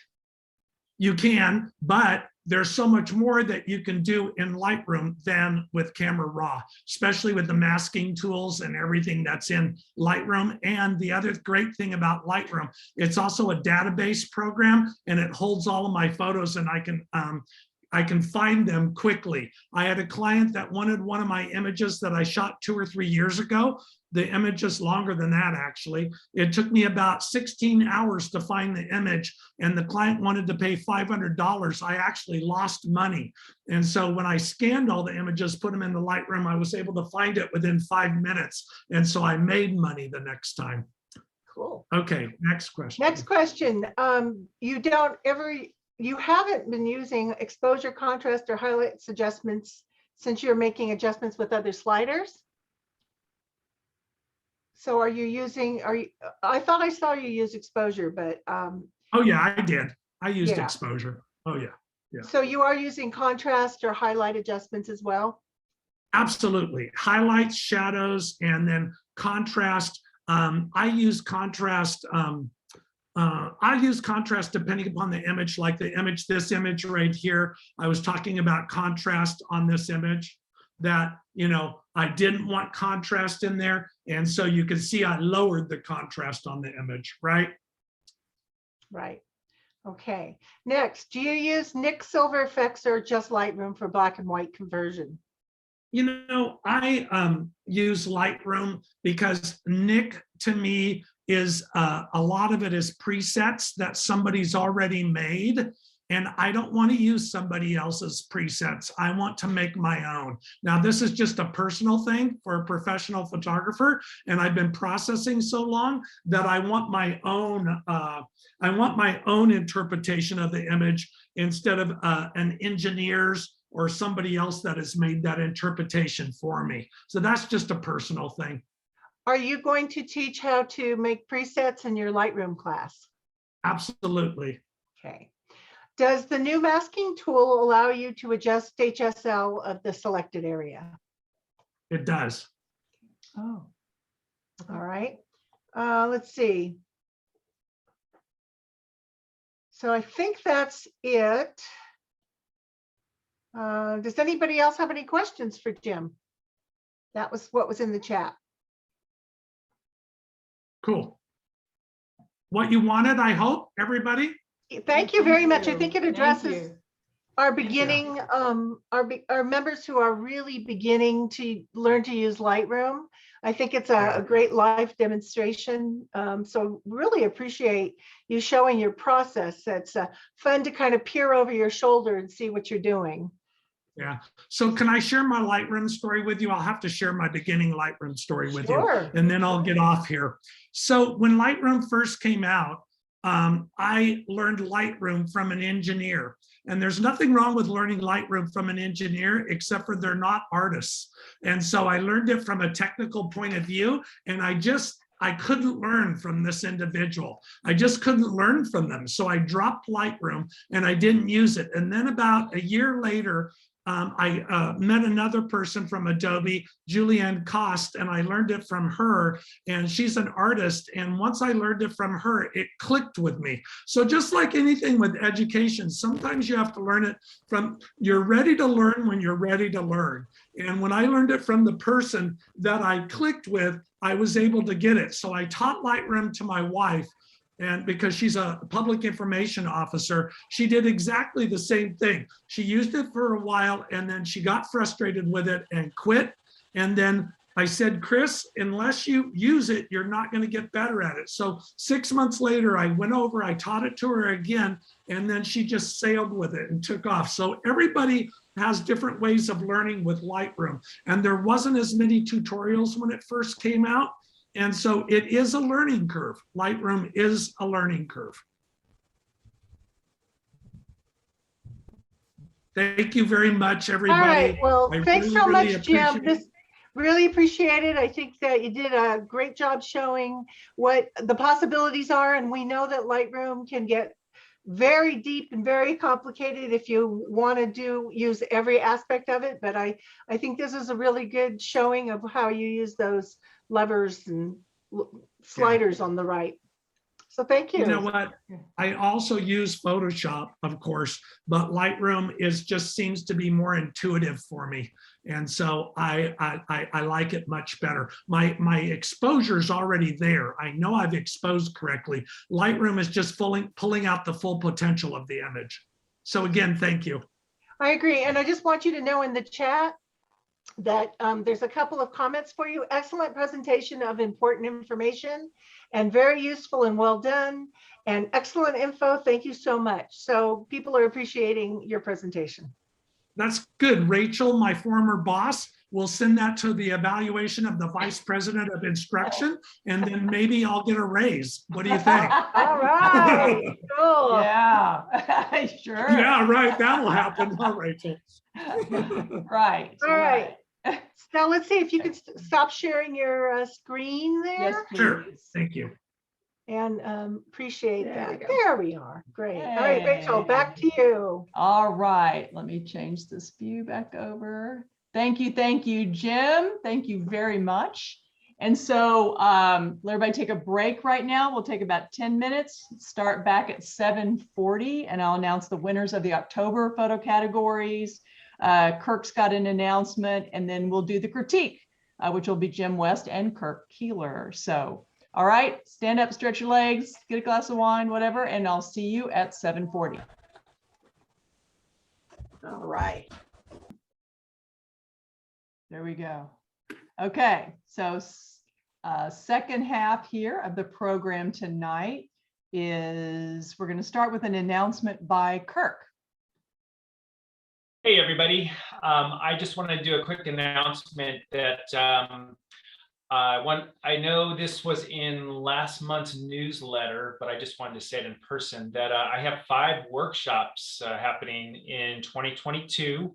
One of which is going to be in the East Side in the late January. Let's see, I've got my dates here. January 27th through 30th. I'm going to be working with Kara Kuklas, who some of you know, platinum palladium extraordinaire.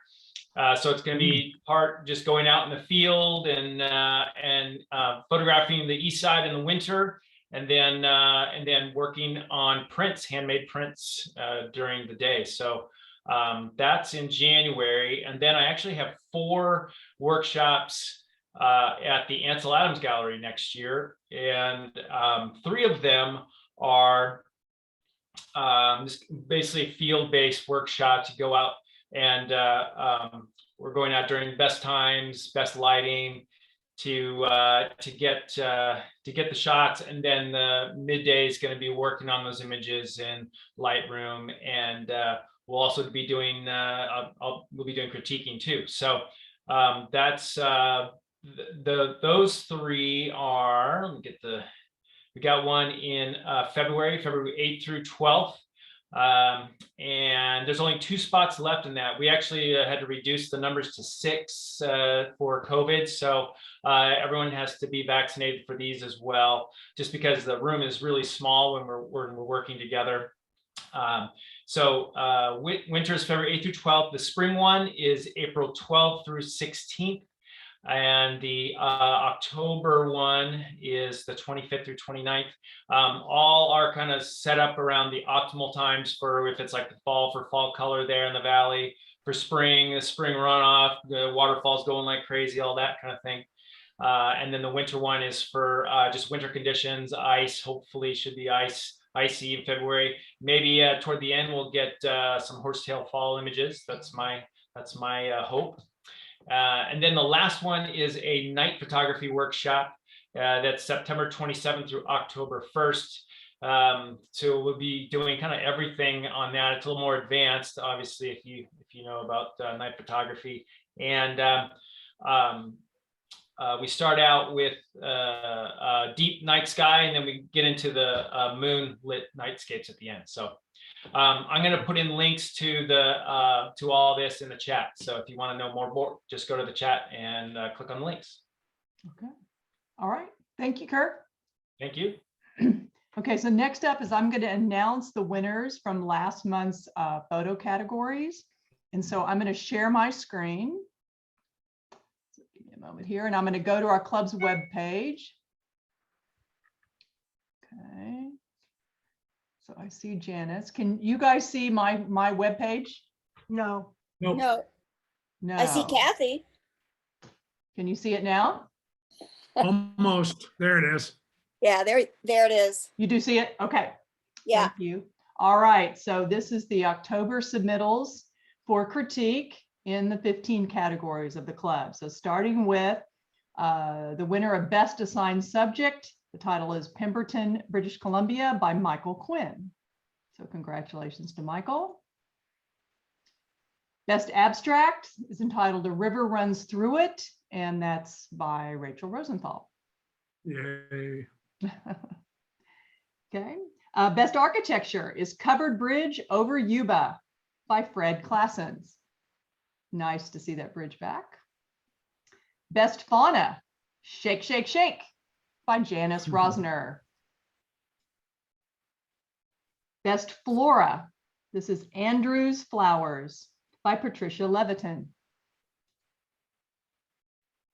Best Natural Landscape is entitled Twilight at Furnace Creek Salt Flats by George Pelpel.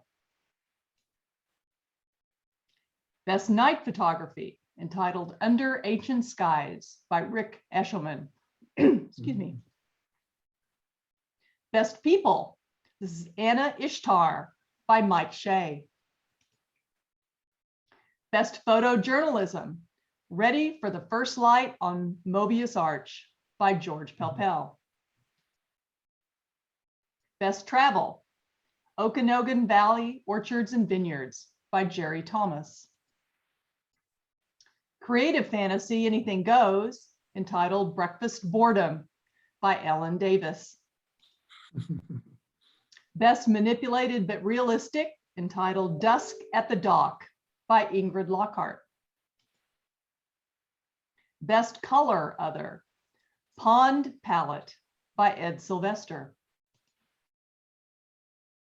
Best Black and White Other, entitled California Condor, Welcoming the Morning Sun at the Pinnacles by Tom Quinn.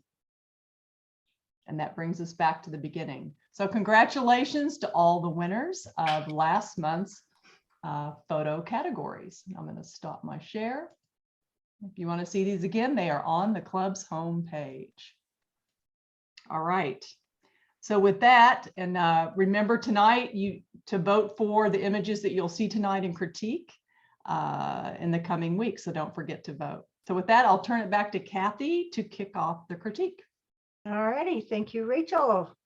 All right, I'm going to share my screen, and tonight's critiquers are, Rachel, you have to able it.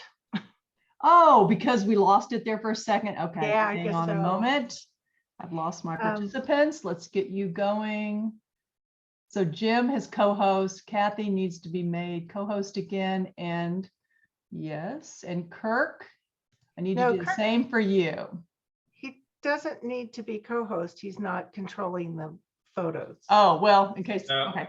I made all three of you, so sorry. That's okay. Big responsibility, Kirk. I know. You have special powers now. Yeah, really. Try not to abuse them. Really. All right, so I just need to check. Do you see, Rachel, do you see assigned subject? I do, full screen, looks good. Excellent, that's what we want to hear. So let me just do a little bit of this. Oh, good, that's not going to happen. We'll see what happens. All right, so tonight's critiquers are Kirk Keeler and our speaker, Jim West. And I think Jim's going to start, is that correct? Yes. All right, this is A Light in the Still of the Night. And Jim, I don't see the timer. Is the timer up? It's not up yet. It will. It'll be up when it's time. So just go ahead and critique. Go ahead. Okay. All right. So one of the things that I like about the image already is that I like, obviously, the feeling of the aurora. The V of the aurora drives my eye down to the horizon. So I like that about it. I think that it's a little bit soft, and I think that's tough to do with these images. So I'd like to see it a little bit sharper. Uh-oh. All right, we're going back. There you go. All right. And then, you know, I always listen to my National Geographic friends, and I always think about distractors. And so one of the things that distracted me about is this little guy over here. I don't know if you can see my mouse moving around. Can you or not? No, because No? it's on my computer. Okay, so then it's the bottom left-hand corner. I'd like to see that guy out of there. And then other than that, I think it looks great. And this image is by Bernadette Sylvester. This is the silence of the Moai. I think that's how you say it. Moai, M-O-A-I. What first hits me about this image is the nice warm lighting. I also like the looks like there's light coming in from the bottom right corner, kind of raking across from from up to the top left, and that provides some dimensional shadowing. So it just gives it some dimension, like in the nose and the eye there. I really like that. I'm normally not a subject in the center kind of photographer, but this actually works for me.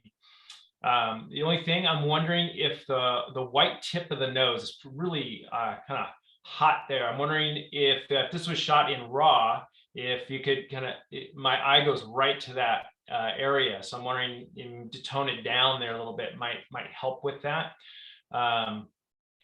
And then the subject also appears a little out of focus. So just pay attention to that. Other than that, great idea to photograph this sculpture at night with warm light. And the photographer is Ed Sylvester. This is Wishing Fog Could Obscure Time. So the very first thing, I absolutely love this image because I love the time that it was photographed in. I think, again, like I showed in the Lightroom class, if you watch that, I'd love to see a little bit more detail in that path that would draw my eye down there. But I like the framing quality of it. I like the way that they threw the sun or the moon, whatever it was, behind the trees. That works out, a nice sharpness to the image. I'd love to have those cracks in that little walkway come out a little bit more. I like the framing of the trees.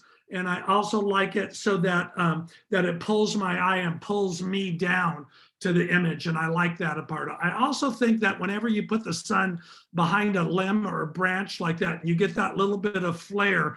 It's that one more thing that adds to the photograph, that little flare in the sun there. So also that without color, having it more of a black and white feel to it really draws me to the patterns that are within the photograph. And that makes it very, very strong for me. The photographer is Douglas Hooper. This is Don't Think I'm Going to Sleep. I love the first thing, I love the color of the light in this shot. The warmness actually feels calming, but maybe it's the calm before the snack. I'm not sure. The photographer got the exposure for the sky correct, with lots of nice horizontal layering. The sun is not overexposed, which can be difficult with this lighting situation. I personally would have liked more shadow detail in this, sort of like the last image. Not much, but just enough to perhaps see hints of detail in the lion and the dark cloud above it. That's just me, though. I'm guessing maybe the photographer wanted completely black silhouettes. I'm not sure. Regardless, wonderful, warm, colored image that puts me in a good mood. All right. Photographer is Janice Rossner. This is Old Master Self-Portrait. That's one of my previous students. Okay. All right. So on this one, the very first thing that's dramatic to me is that the quality of the candlelight and the way that it hits the subject. I like the exposure, very nicely done exposure, and the quality of the light. I like it that the background is there, but it's not overpowering to what's going on in the foreground. The texture in his sweater is good. I like that. You know, his head's cropped off a little bit. I would like to see that shape completed, either that or if they meant to cut that off, to cut it off a little bit more. But that roundness of the head, to me, it's either included or excluded is the words that I use a lot. And then so overall, I like the overall glow of it. I like the feel of it. There's a distance between the candles and the subject, which is pretty wide, which then draws my eye to the book and the person looking at the artwork that is in there. There's also on the opposite side of his face, there's some real neutrality to the light, the bluish light that's on that side of his face. And so I'm real curious where that neutral light came from that side. So we have that neutral bluish light, and then we have that warmish light on the other side. And composition looks good. And the idea, you know, I like the confrontation looking into the camera lens as well. And the photographer is Jeff Alstatter. We're now in abstract. And the first image is lava cactus. The repeating shapes composed here are wonderful to look at. And my eye dances around the frame and I find myself just staying kind of back and forth with all those cool repeating shapes. Here's another silhouette image. I like that the outer edges are sharp and illuminated without any overexposure. The yellow-orange light is also appealing. It looks like a shallow depth of field was chosen. I'm wanting more sharpness throughout those cactuses on the outer edges, and I'm wondering if the photographer tried images with higher f-stops. If so, you might want to see if the images of the cactus have, if you took any extra images, if they're sharper. But otherwise, it's a really fun, well-composed image with just, you know, bursting with repeating shapes. And the photographer is Ann Westling. This is Under the Pier.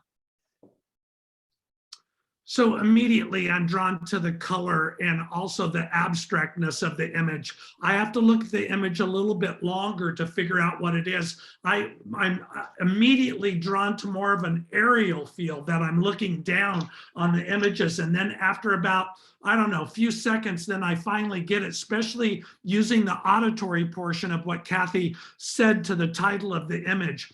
And so by using that auditory portion, I figured out what was going on. So again, as Kurt said with the last image, we have a limited depth of field here on the right and the left-hand side, was throwing those piers out of focus, which is drawing my eye to the center. I'm wondering again if the photographer did one with a smaller aperture. That would be another choice or another answer to the equation. And then as my eye is drawn in, I start going to the space that's back there, and I'm starting to see like a shape of a person way back there. And I don't know if that is or not, but I'm seeing like a head and shoulders of a person back there. I love the color and I love the harmonious feel of the color. And I like the contrast of it as well, and the real strong verticalness of the image. It has a real strong presence because of that verticalness. And I love abstracts, and so I like this image because of the abstraction. The photographer is June Anderson. This is Indian Head, Borrego Springs. The color of this is what immediately jumped out at me first. I like the contrast of the warm colors with a cool background. The figure is composed nicely. The photographer made sure to leave comfortable space for that around the edges, so there's nothing touching. Although there is a merger of the subject and background on the right edge, moving slightly left, maybe when you were composing, could have solved that. I think the background would not be catching my attention so much if the photographer had used a shallower depth of field in this case, just to have the figure sharp with kind of a blurry background.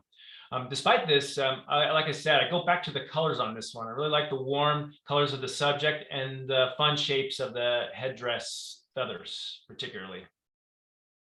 The photographer is Ed Sylvester. This is Agate Micrograph 2X.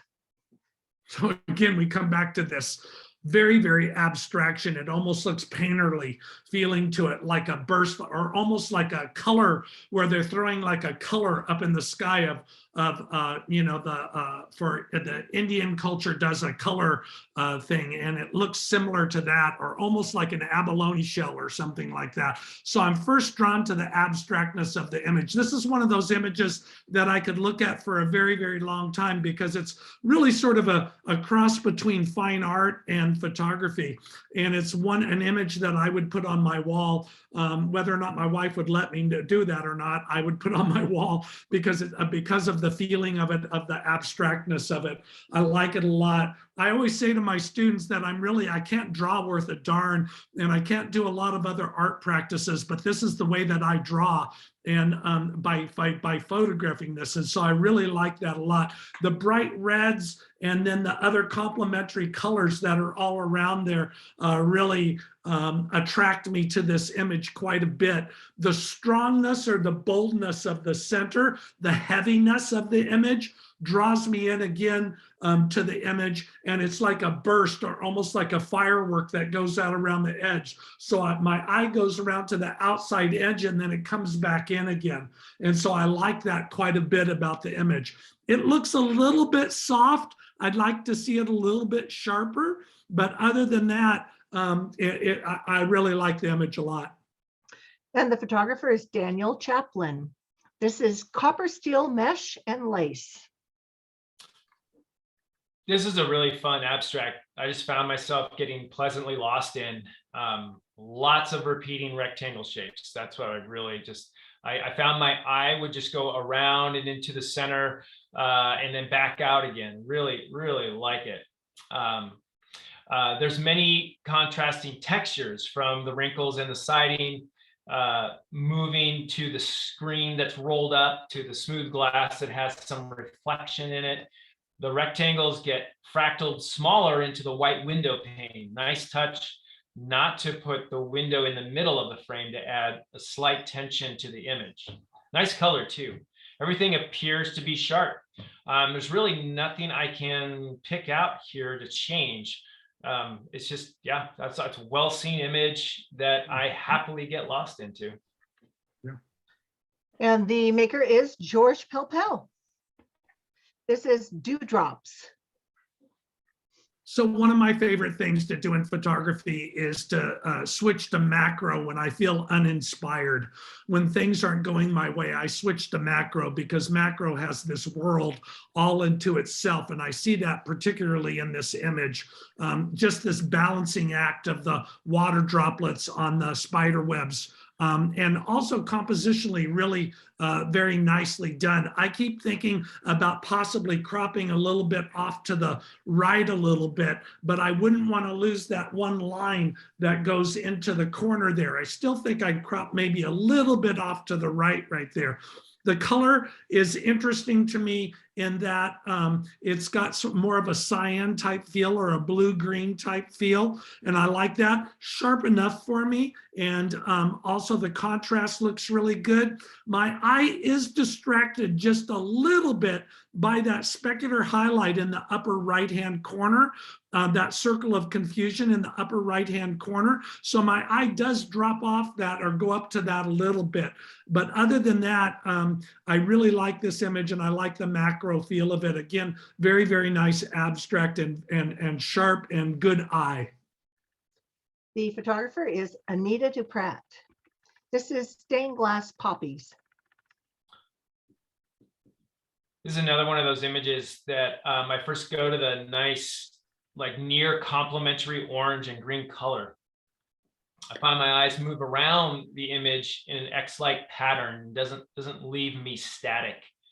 The edges are dark, which also holds my attention into the middle-ish part of the scene. I'm not sure if there was something done using Photoshop with this image, or if there was something assembled between the flowers in the shot, which is one's interesting, and I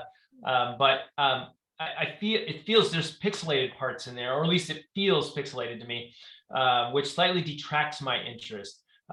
Maybe, and then also maybe this could have gone in the creative category.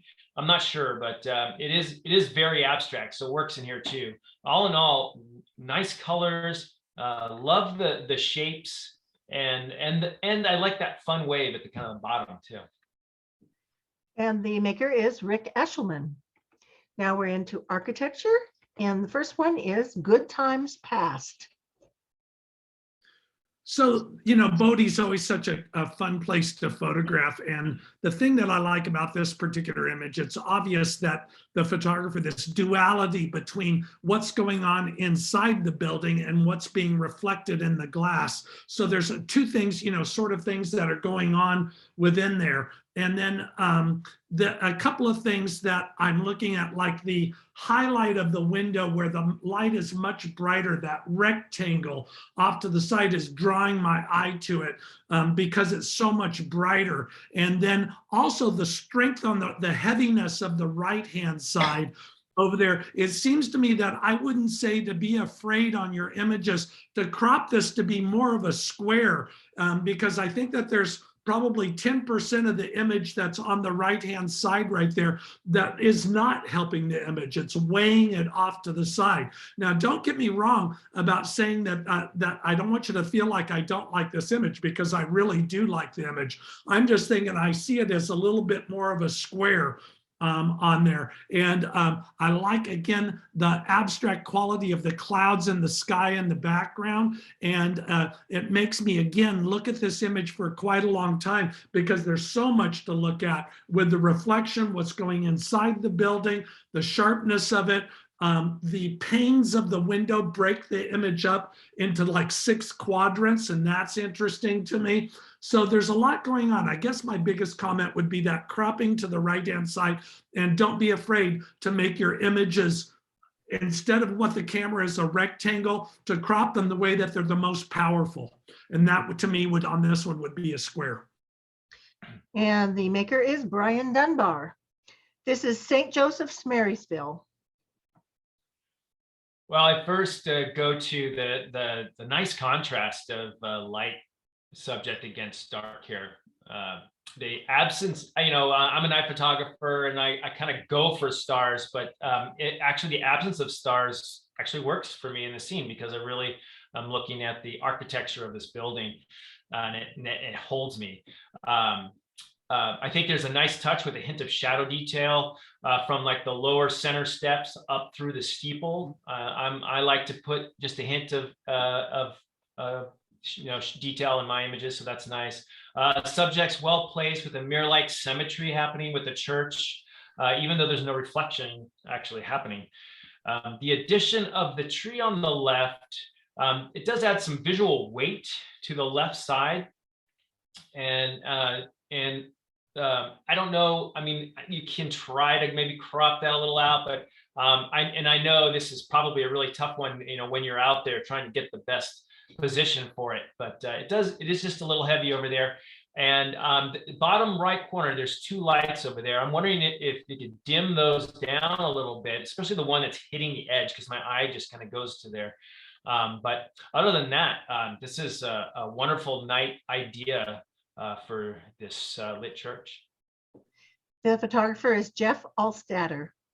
This is New York. So this one, I'm immediately drawn to the stacking feel of it, the patterns and the stacking feel of it. Again, a really nice, strong vertical. And so I like that about the image, the strong vertical on there. The old lamp that's in front of there, I keep wondering whether or not, it should be there or shouldn't be there. I keep thinking about that. And then, I don't know, I'm going to call it a water tower or whatever on the bottom left-hand corner. I think that's a little bit of a distractor, only because it's so much brighter. So it's pulling my eye down to that bottom left-hand corner. I think the only thing that I would have done on that one is maybe in processing, darken that up a little bit so my eye stays to that really strong vertical. Again, I like the patterns and the stacking feel of it. I think that works, and I like it that you put the image off to the right a little bit, that it isn't centered. I'm like Kirk, I don't like centered images that much, depending upon the subject, but having it off to the right a little bit helps the image. And then the only other thing I could say is maybe changing the time of day. I would possibly change the time of day when I shot it. And the photographer is Jonathan Beth. This is Reflecting on the Bay. I get some moodiness from this photo at first view. It offers me solace with such calm waters, and then go to reading Launch for Hire, and I see Not a Boat Around, which makes me go to Ghost Town, a place that is no longer energetic with people. So it's an interesting feel I really get from this. I believe the black and white really helps set the tone for what I'm feeling here. I think the black and white treatment is nice, not too heavy-handed with contrast. The image is sharp, especially with the foreground subject. I like the dimensionality shown by shadowing on the right side of the buildings and choosing to photograph them not straight on. I am wondering if the photographer tried to move to the left to get the building's reflection out of the grass, or if you have another shot that you did that. I think it just would have been a simpler foreground, and it may have contributed positively. But honestly, it's pretty good as is. There's a few dust spots I noticed in the sky that grabbed my attention too. That's an easy fix with the clone tool, which that is in Lightroom. So other than that, it's a great image. I really like the tone. The photographer is Bill Wages. This is location, location, location. Yeah, so again, on this image, it's obviously, a dilapidated building, and the strength, there's a lot of strength in the clouds. And with that strength in the clouds, it adds to the moodiness, not only because of the age of the building, but it also adds to the dramatic quality of the image with the clouds being so strong. The person that processed, the photographer that processed it, did a nice job popping the structure away from the background, making the background darker and making the structure pop a little bit, and then vignetting a little bit on the image. The structure on the far left-hand side, I think, is taking away from the image a little bit. I might probably crop that out, and I think the image would be stronger with that cropped out. Maybe moving yourself over to the left a little bit, cropping that out, but yet still including that fence in the foreground. I think that would help. Also, just as a mention, it seems like this image is like 5'6" off the ground. It's like, shooting it straight on. I think that maybe either going with you at a higher angle or maybe going to a lower angle might make the presence of the building look bigger, and then also make the presence of the clouds look bigger. So just a different angle. Processing looks good, color looks good, sharpness looks good. All of those things are working. Just a little bit heavy on the left. And the photographer is Ingrid Lockhart. This is Astro Burger. There's a story here. I picture Astro Burger once being a hopping place in its heyday, but the feeling from this black and white is a little more bleak. Another good choice of black and white, like the one I just saw a little while ago. The wide angle really gives this an angular feeling for me from the photographer, where the photographer took it. Photo is tack sharp from foreground to background. I like how the photographer made sure the Astro Burger sign is in the frame, but not really cramped. I mean, it could have been a little bit more on that edge, but actually I think it's fine. The one thing, the truck's an electrical transfer station in the background there, make it feel a little crowded. I wonder if the photographer took different compositions, trying to simplify the scene. In general, though, this is a well-composed image, wonderful black and white treatment, and super sharp, which I really like. And the photographer is Ellen Davis. Now we are in the fauna category. This one is called Resting Bull Elephant Seal. So immediately when I'm looking at this, I look at it almost, looks like sculptural to me. It didn't really look like an animal at first. And then of course I knew that it was. The animal's in a valley, and so my eye starts going down because of the valley. It starts to frame the image. But because the image is so bright on the bottom left-hand corner, I'll just say immediately my eye goes to the brightest part of the picture. So there was a competition between the face of the animal and my eye going to that bottom left-hand corner. I'd love to see that bottom left-hand corner burned in a little bit. And then by doing that, my eye would go directly to the animal. Limited depth of field in that it looks like like the a mid-range aperture, and that they threw the background a little out of focus, which helps the image. I'm gonna go back to my comment that I said once before again too, is don't be afraid to crop the image so it's a little bit stronger. There's some unwanted information on the right-hand side and some unwanted information on the left-hand side. So I'm sort of seeing this as a square when I'm looking at it. The last thing I wanted to comment on is that there's some dappled lighting that's on the chest of the animal, and that dappled lighting that's on the chest of the animal sort of looks like a pattern, and it's nice that it isn't on the face of the animal. So yeah, there you go. All right. The maker is Dave Connell. This is pelicans resting.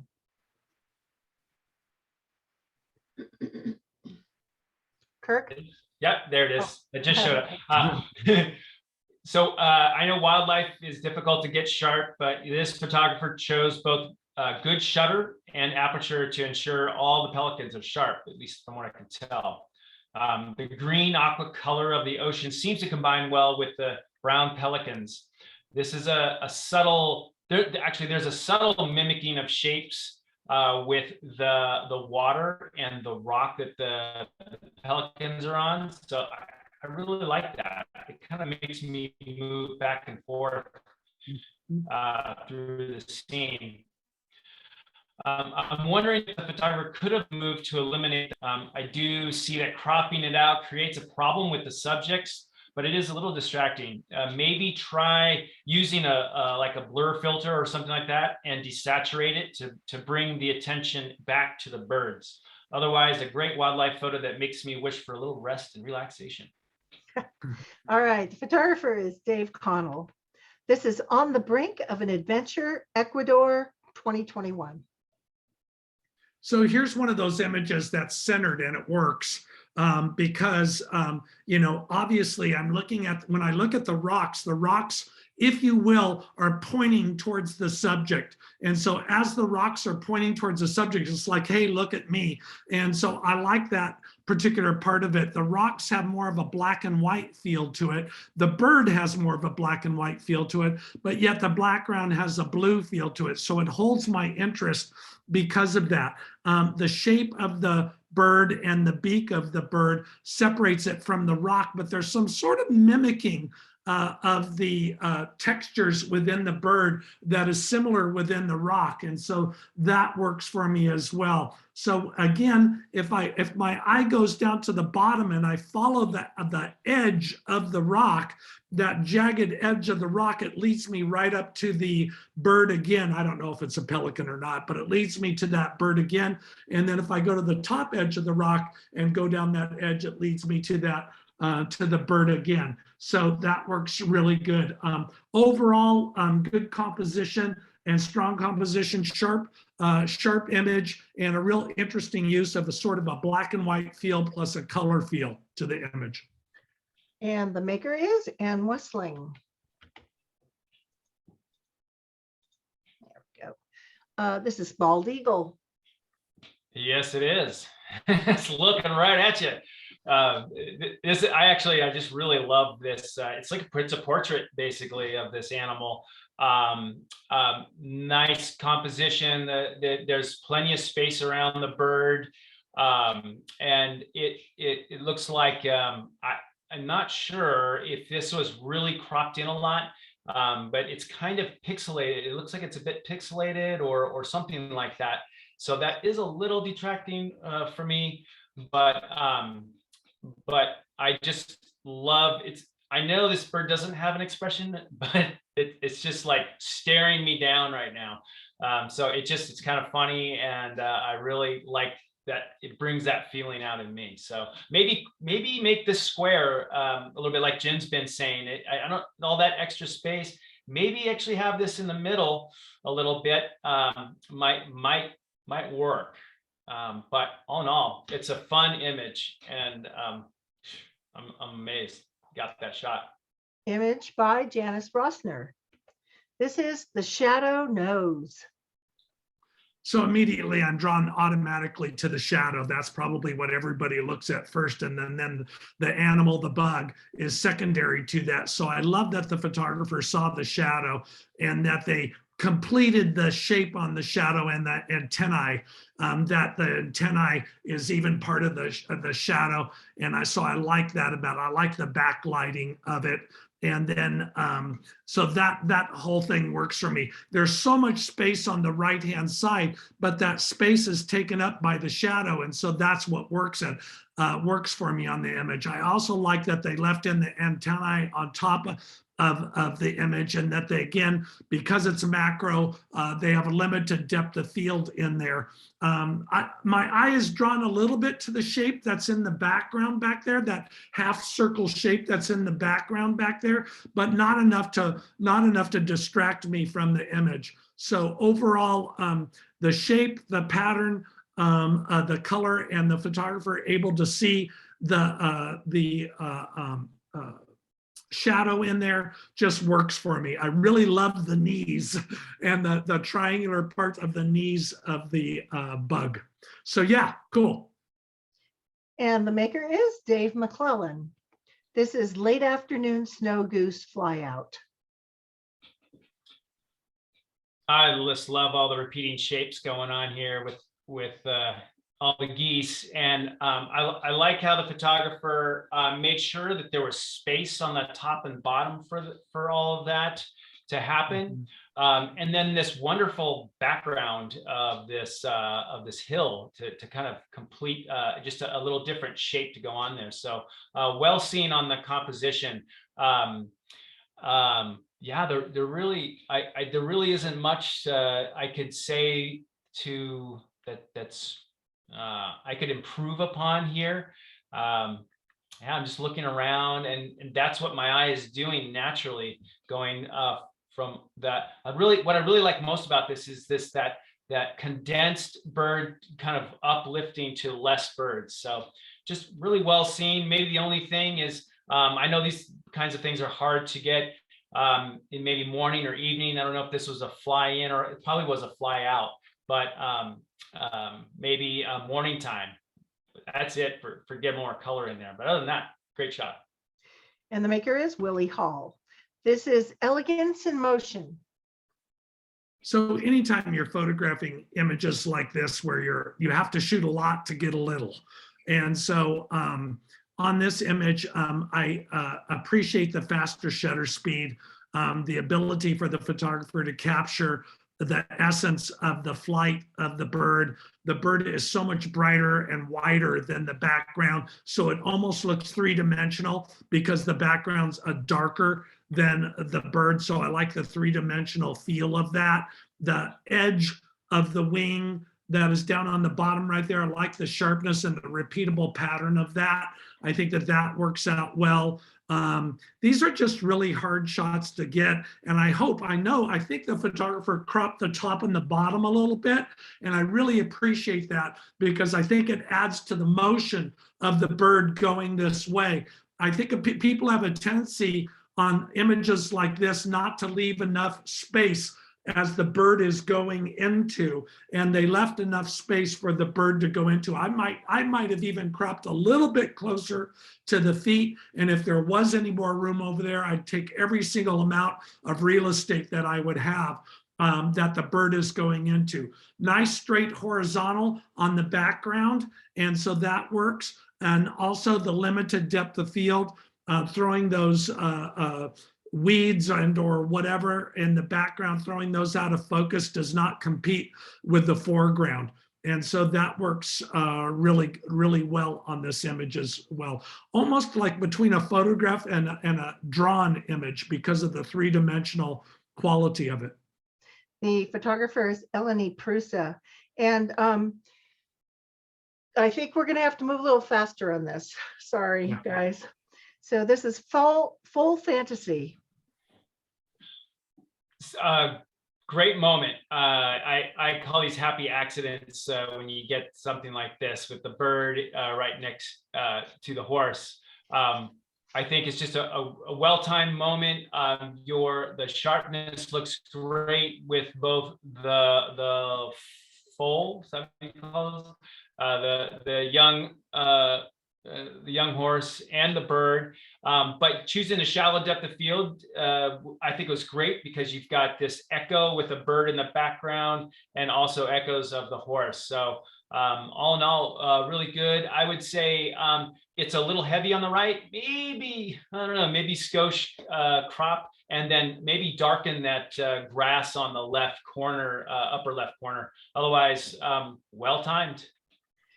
The maker is John Sievert. This is California black bear, Merced River Yosemite National Park.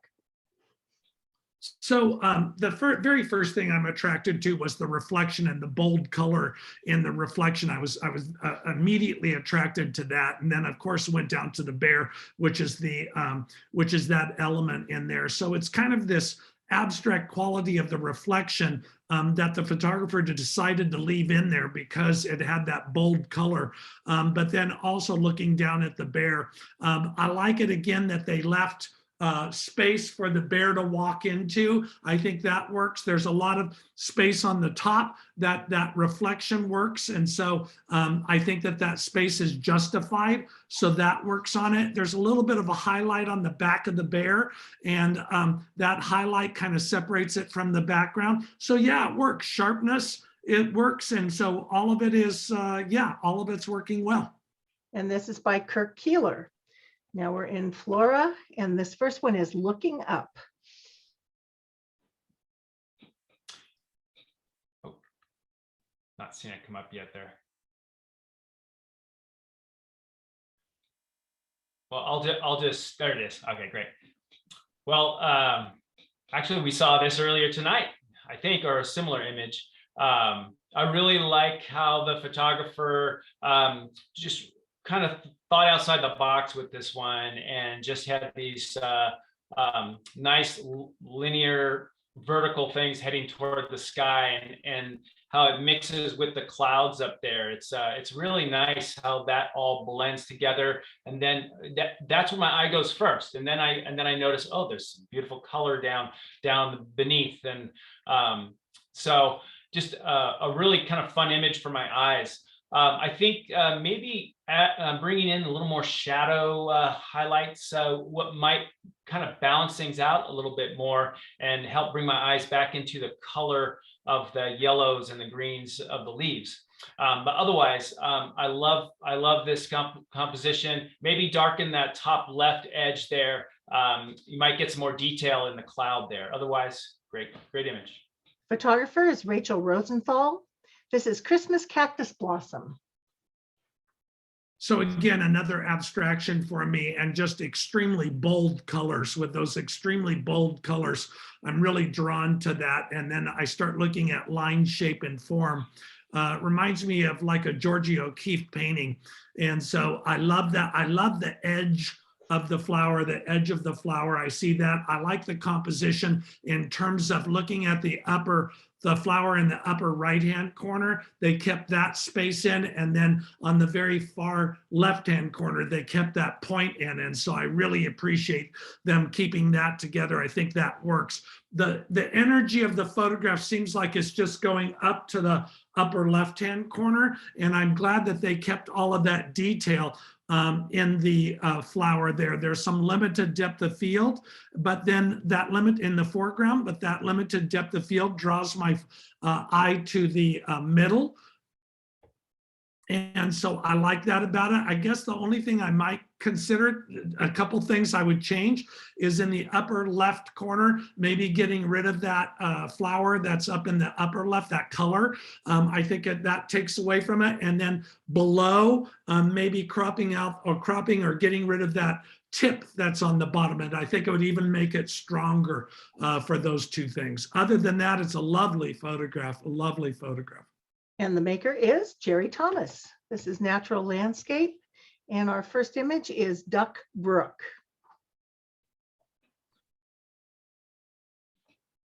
Well, I love the line going through with the water. That's just, of course, it's the brightest thing in the image.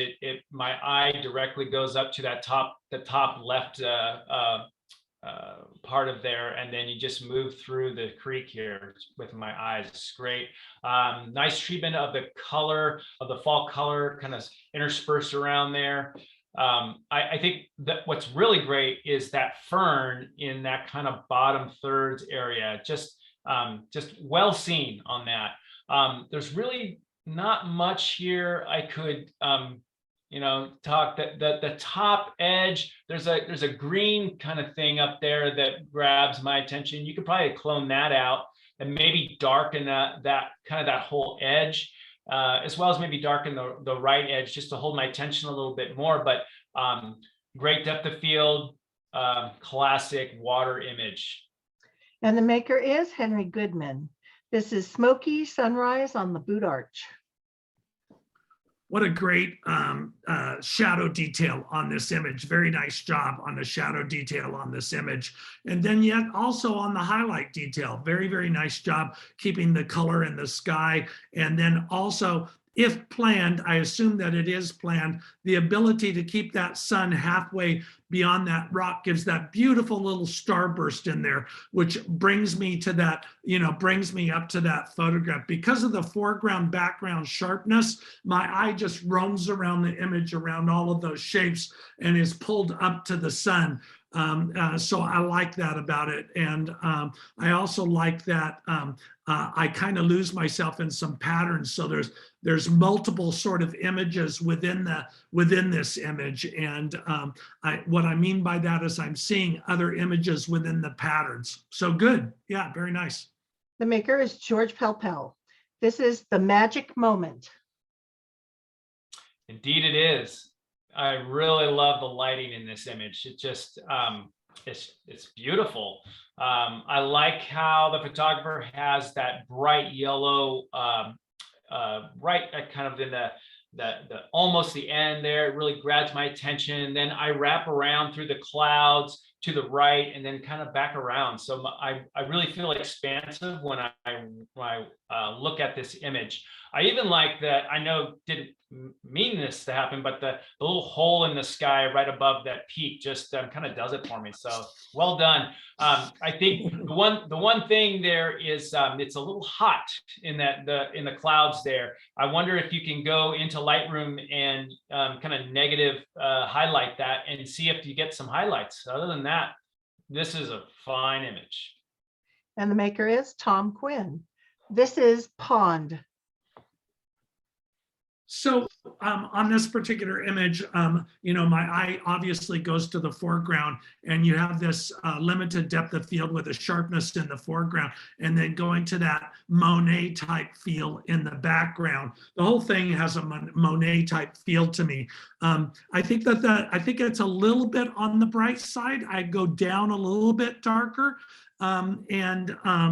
I like it that you went a little bit more of a square, that you cropped out the extraneous, and I like that cropping on there. I think that my only comment is maybe just, and it could be just because it's projected via Zoom or over digitally, I'd like to see it just a little bit darker, and then having a little bit more detail in the highlights there. In the center, those kind of trumpet looking flowers in the center there. I'd love to see just a little bit more detail. And I think if the highlights were brought down, it would do that. And the maker is Patricia Levitin.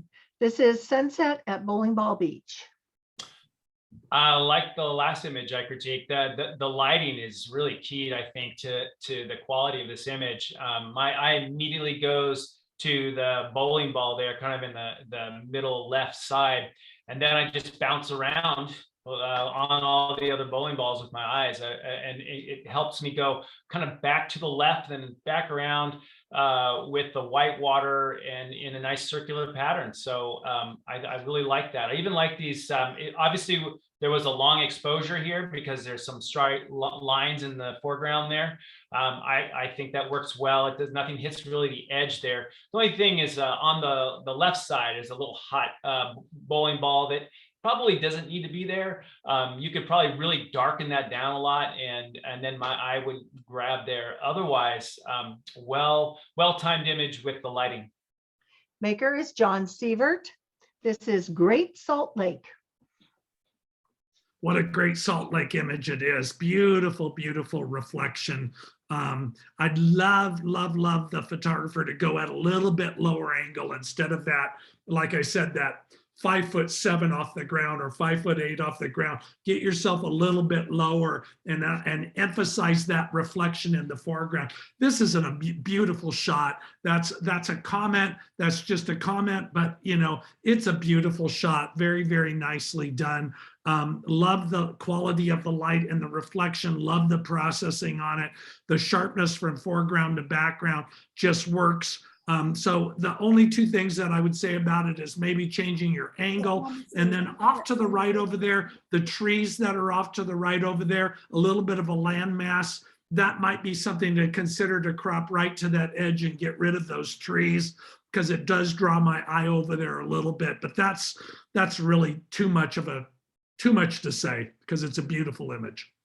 And the maker is Mike Shea. This is Sierra City Creek.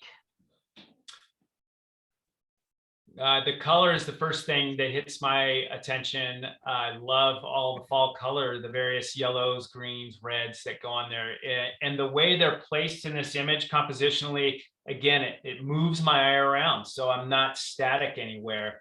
And then I kind of notice, I notice, oh, there's snow. So I go from foreground snow to background peaks. And so there's just a lot going on here for my eyes to just kind of enjoy. So I do love that. The sky, though, I'm wondering, again, highlight slider, if you could go the minus way on that, see if you can get more highlights in those clouds. I think that would help this image. Other than that, I love it. And the maker is Fred Colossons. This is Ancient Seabed. Wow. I love the wow on this. I love when I see a wow to myself. I just love the strength of the long verticalness of the image. I love the quality of the time of day that it was shot. It's very sensual photograph, very beautiful photograph. Using the word sensual to me is this beautiful lines and shape and form. So I like that about it. I love that the darkened space on the bottom draws my eye to the middle, and then my eye stays in the middle there, and then it goes to the background. I probably would go a little bit and darken the sky a little bit so that my eye would stay in that middle a little bit more, but real strong use of a horizontal and nice cropping on that, and also sharpness on it too. Beautiful image. And that image is by Brian Dunbar. This is In the Fog.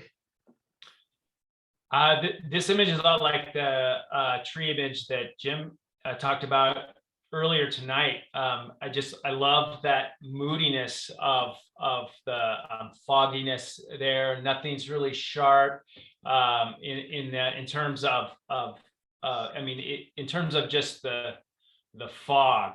And there's a little bit of color in there, which grabs my attention, holds it.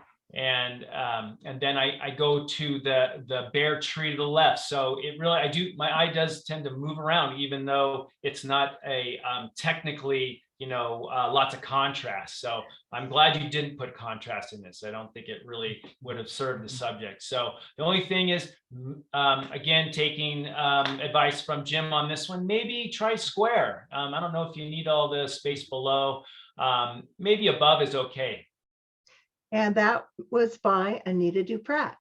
This is now the night photography category, and the first image is Moonlight Falls Serenity.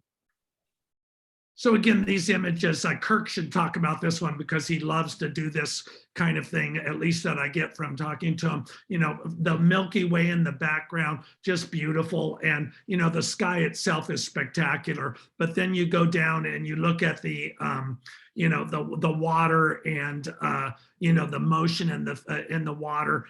It looks otherworldly, and so that's what's really fun about this image, is that otherworldly feel to it.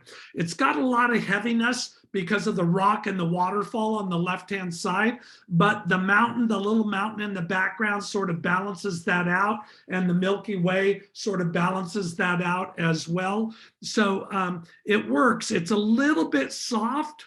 I'd love to see it a little bit sharper, but that's, as it's very difficult to do with these long exposures. Maybe a little bit smaller aperture with that longer exposure, but really quite nice. This is something I really shouldn't even say, but I'm going to say it anyway. The trees that are in the background right there, if they weren't, they're sort of a distractor for me. I know you can't take a chainsaw and go cut them down, or you can't change your angle. You could go a little bit lower and maybe hide them behind there, but that's just a really extreme thing to talk about in this image because it works very nicely. And the photographer is Rick Eshelman. Now we're in the people category. The first image is Witch's Brew. Fun.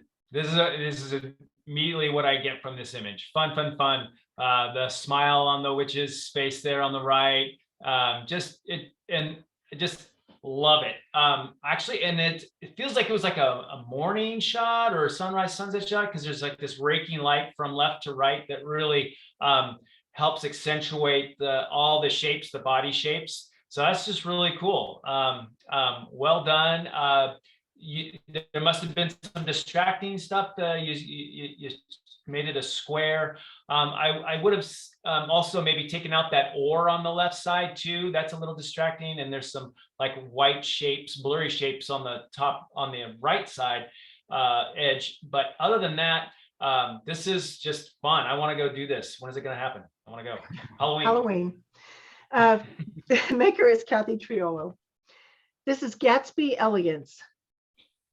So I'm a commercial advertising photographer at heart. And when I look at an image like this with the black background and then the model, against that black background, it just gets rid of everything that's in the background. It really makes you focus on the model itself. So very, very strong vertical. The color harmony between the coat and the flower is really nice. And even the color within her face. And then the red lips really pop out. The quality of the lighting. I don't know if it's a studio image, if they use studio light, or if you use like a window with a black background, but very, very nice. It's again, very centered, but it just works on the image. Very strong studio-esque image. And the maker is Lori Woodhull. This is Letitia. Like the last image, this is a great portrait image, and a little different feeling. This one's a little more, I get some somberness in there, although with the lighting, it's not as somber. I do like that raking light again from left to right. Actually, what really I noticed is the shadow of the hair on the woman's face. It's really cool. There's really not much I could improve upon this. I think it really just works well. I don't know if maybe you could have, if you were wanting us to kind of go toward the center, it is the brightest part where the hand is touching the flowers. I don't know if that's what your intention was, but that's where my eye goes. Maybe if you wanted more on the eye or on the face, kind of lighten that a little bit more. But otherwise, that's just little stuff. It's a great shot. And the photographer is Mike Shea. This is Climbing. So I'm a family guy, I'm a father, and on images like this, I love the spontaneity of the image. I love the little tongue sticking out when they just don't even know the photographer's there and they're focusing on the event, on whatever's going on in the event. So the unusual angle, the way the photographer is able to get close, have them focusing on something. I wonder what they're looking at, and with the arm cut off like that, I don't really get what they're feeling with it, but that doesn't bother me so much. The tree in the background, I'm glad that they used limited depth of field to throw that tree out in the background and to photograph those, take those limbs out of the background and make them soft. It's a really nice tightly cropped image. And of course, kids are all over the place, so you have to, you know, accept what you can get when they're moving all over the place. You can tell the child was in shadow, and so there's a difference between shadow in the foreground and the background. So those are the only things that I have comments about. Nice highlights in the eyes too. And the photographer is Gary Kartstaffner. This is Guitar Gal. The first thing that hits me with this is shapes. I really like the play of triangle shapes along with the wavy shapes of the guitar. That's really kind of what first hits my attention with this. So I think it's a wonderful composition of shapes and circles, you know, the sound hole, strings. There's a lot for my eye to kind of move around with here, as well as the color, that kind of burnt color of the top of the guitar. With the blue jeans, that it all kind of works together here. Couple things, the bottom corner, there's a little white thing. I think you could have either cropped that or cloned that out. Also, this really bright round thing on the bottom center, you could have cloned that out as well, and maybe darken that triangle on the right where the wood is. That would kind of help bring keep my attention. Otherwise, great shot. And the maker is June Anderson. Now we're in photojournalism, and this is That'll Do, Pup. Yeah, the thing with photojournalism is that you're responding to whatever's going on in the image. And so the strength about this to me, at first I looked at the shape of the person bending over, and the person is anonymous, but yet the animals themselves, the sheep themselves, are looking directly at that, and then the animal. So I'm focused on the sheep and the animal because the person is anonymous. The person starts becoming just a pattern or a shape to me. I'd love to see it at a little bit higher angle so that that line isn't going through the middle of the sheep. And I could see their faces a little bit better. So I don't know if that's a possibility. And again, that nice, strong horizontal with a cropping on the right and the left. Other than that, I think everything is working on it. The light that's on her arm puts a lot of emphasis on that. And so I might tone down that arm a little bit. Other than that, there you go. And the maker is Lori Woodhall. This is Dog Wants to See. Well, there it is. I really like the mystery in this image that this creates. Everyone, like, there's two, you know, the dog and the person are looking that way, and it just makes me wonder what's just outside the frame there. So I think well done in terms of the tension that's created with that. I think you know, as far as the highlights on the people and the dog, they're a little hot. I don't know if you could maybe tone that down a little bit, so we and maybe, I don't know if cropping the left a little bit would help with this. Maybe actually tone down that bright part of what looks like a pathway or something too. Otherwise, I want to know what's over there. And the photographer who knows is Patricia Leviton. This is Rincon Surfer. So really very, very right away, a really strong composition. I love the surfer in the upper right-hand corner. I like the splash that's going on. I photographed a lot of surfing when I lived in Hawaii. And so it's really difficult to get these action-orientated sports. Really nice shape and design on that. And I like the way that the photographer created that composition. Obviously, most of the weight is on the upper right-hand corner, but the wave itself, very, very nice over there. I think I might darken the upper left-hand corner a little bit, which will draw my eye more over there. But other than that, really nice, very, very nice composition and nice use of a fast shutter speed. Maker is Willie Hall. This is Chalk Art.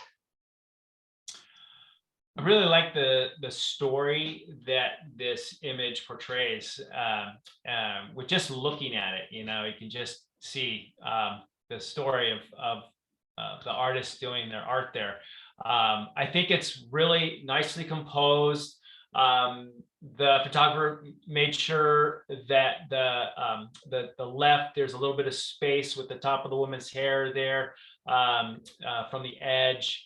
So really nice job there. I like the placement of all the pictures to draw from, that the artist is drawing from, and then of course, all the chalk.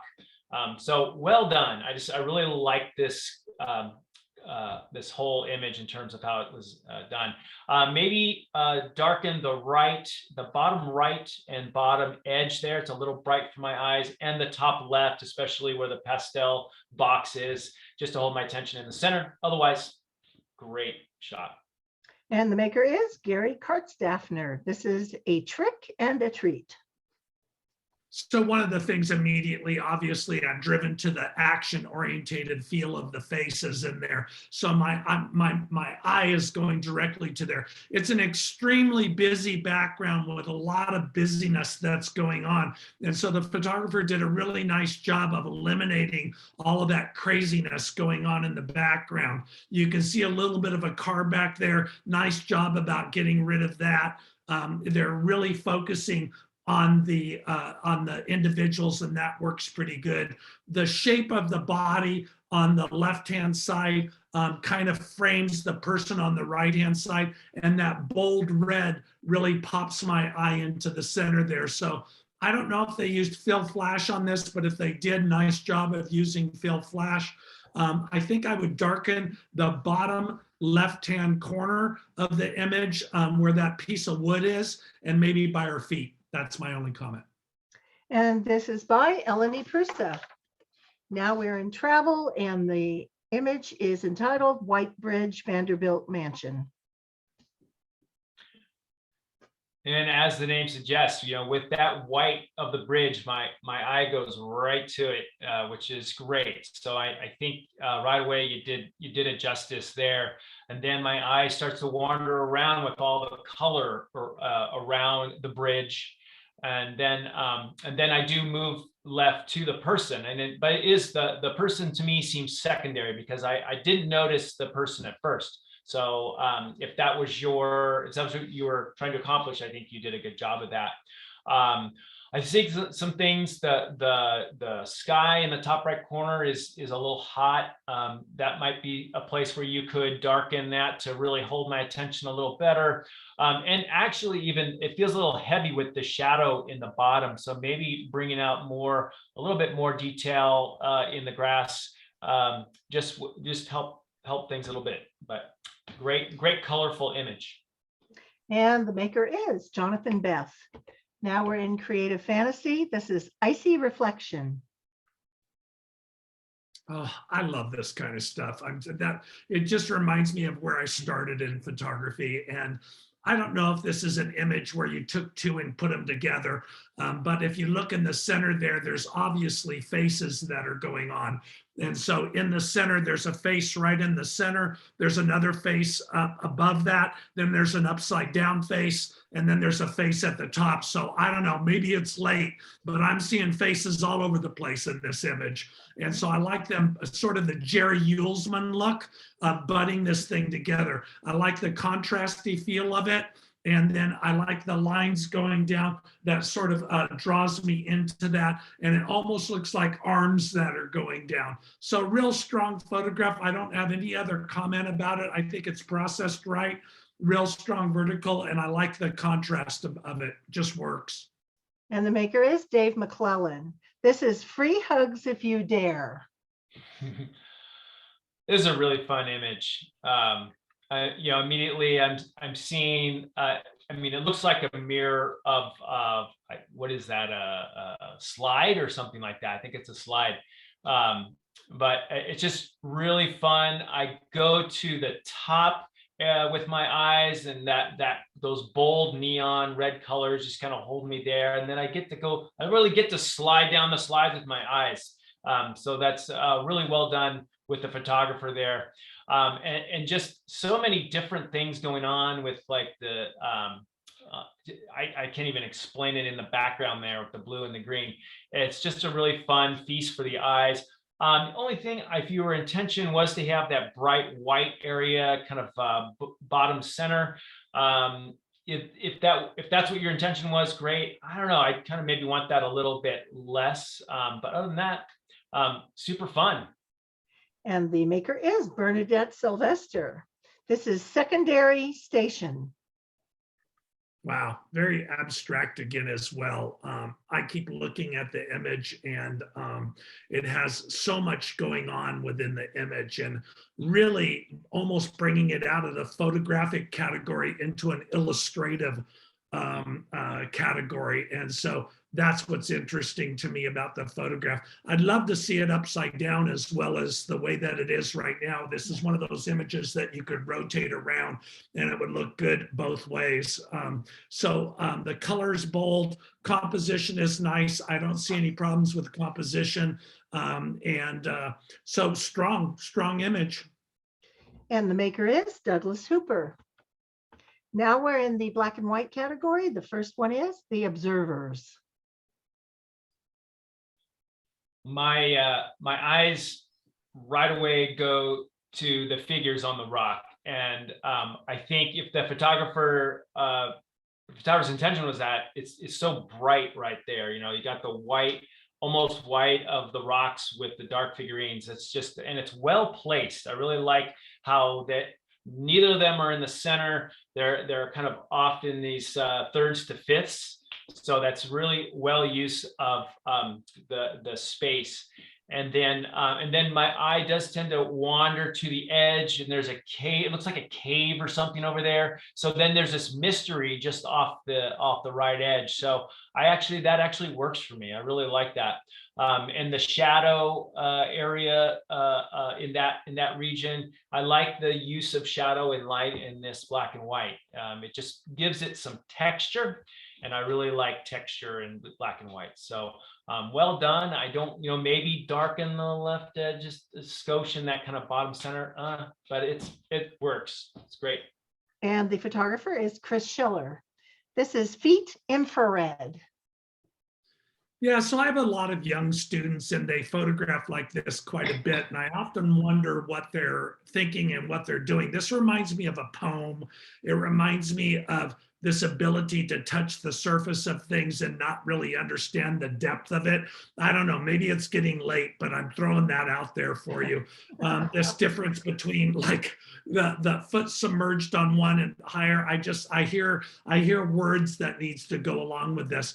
It's awfully bright up the foot. I'd like to see that, up a little bit higher above the ankle. I'd like to see that darker so it draws my eye down more to what's going down here. It's dark on the right-hand side. I think I'd like to see a little bit more detail in there so I can see below the water, sort of like what's below the foot. And then I really like the reflections on the foot itself. It's, the water distorts things, but it just seems like a poem to me. There needs to be more words with it. And the maker is Daniel Chaplin. This is Places Unknown. Right away, strong figure in the middle there of that mountain. Just my eye goes there, and then I do tend to move around once I see there's some beautiful sky going on there with all those cool clouds. And so I think it's a really kind of thoughtful composition in that regard. I wonder if this was a cropped image. It either looks unsharp or just like slightly pixelated from really cropping in. I know that I've done that sometimes. Maybe darken the sky a little bit more. That would help kind of even bring my attention more to the mountain in the middle there. But I love it. I'm a mountain guy. I love this stuff. So. And the maker is Ingrid Lockhart. This is McClure's Beach. First of all, right away on this image is that I just feel the emotion of the water receding in there. So obviously a long exposure. I like the little splash that's in the center and the movement of that splash that's in the center. So everything in the foreground really is working good for me. And I think the image is really more about the foreground than it is the background. So I'd like to see those rocks a little bit darker and the sky a little bit darker. And then that would hold my eye in that foreground. And it would make me look down there, force me to look down in that way. I also love the lower angle and that the person was able to get lower to the ground on it. I know I've said that a couple of times tonight, but I appreciate it when people do something at unusual angles. And so that works for me. But yeah, just a little bit darker in the sky, a little bit darker in the rocks, and bring my interest down there to that foreground. That's what really holds me. And the maker is Bill Wages. Now we're in the color category, and this is the last category.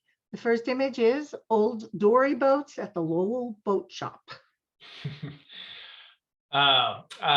You know, this brings a feeling to me first, you know, like a feeling of want, like I want to get in this boat. I want to pick up those oars and I want to be out on the other side of those window panes. So I think that the photographer did a great job of instilling feeling into this photo. Great job of, it looks like silhouetting the outer edges there to really just kind of bring our attention to this long boat in the middle, but you still get to kind of bounce around with your eyes with the colorful blue and the red boat on the right. So well done there. I think, is the horizon a little down on the right edge? I don't know if you could try and see if you could level this a little bit. It's just what I get. And maybe tone down the clouds out there, but a nice, almost kind of dreamy like feel that I get from this. And the photographer is Rachel Rosenthal. This is Sensorio Color Bloom. Wow. I've never seen anything like that before, so it's a wow. So yeah, really kind of interesting. Obviously, I've never experienced anything like that before, so it's a really interesting image. You know, very psychedelic in a way, in that you've got all those colors out there, so it gives you that wow factor right away. You know, I'd love to see it a little bit sharper. So a tripod, maybe I assume that you probably already used a tripod, but maybe a smaller aperture and maybe a little bit sharper. And then the sky's a little bit pixelated. So maybe with getting that sky to show up just a little bit better, I think would work on the image. But yeah, interesting image. And the maker is Kathy Triolo. This is Impressionistic Fall. That it is. Really, my eye goes right to this soft, it's probably a leaf, but I don't know, it's impressionistic, in the top right part of the image. And then the dark, which I am thinking is a trunk of a tree or something like that, really holds my attention and kind of gets me going around and seeing all the different colors. You know, this really is about the shapes of leaves and those repetitions in there, but soft. So there's a softness to it I really like.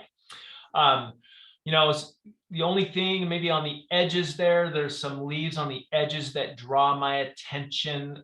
Those two on the bottom right corner, the kind of yellow ones, are eye grabbers that are literally on the edge. You could even darken down those more, maybe desaturate them a little bit more, because really what's going on is this trunk and the leaves up top and all of that. So great impressionistic, as the name says, photograph.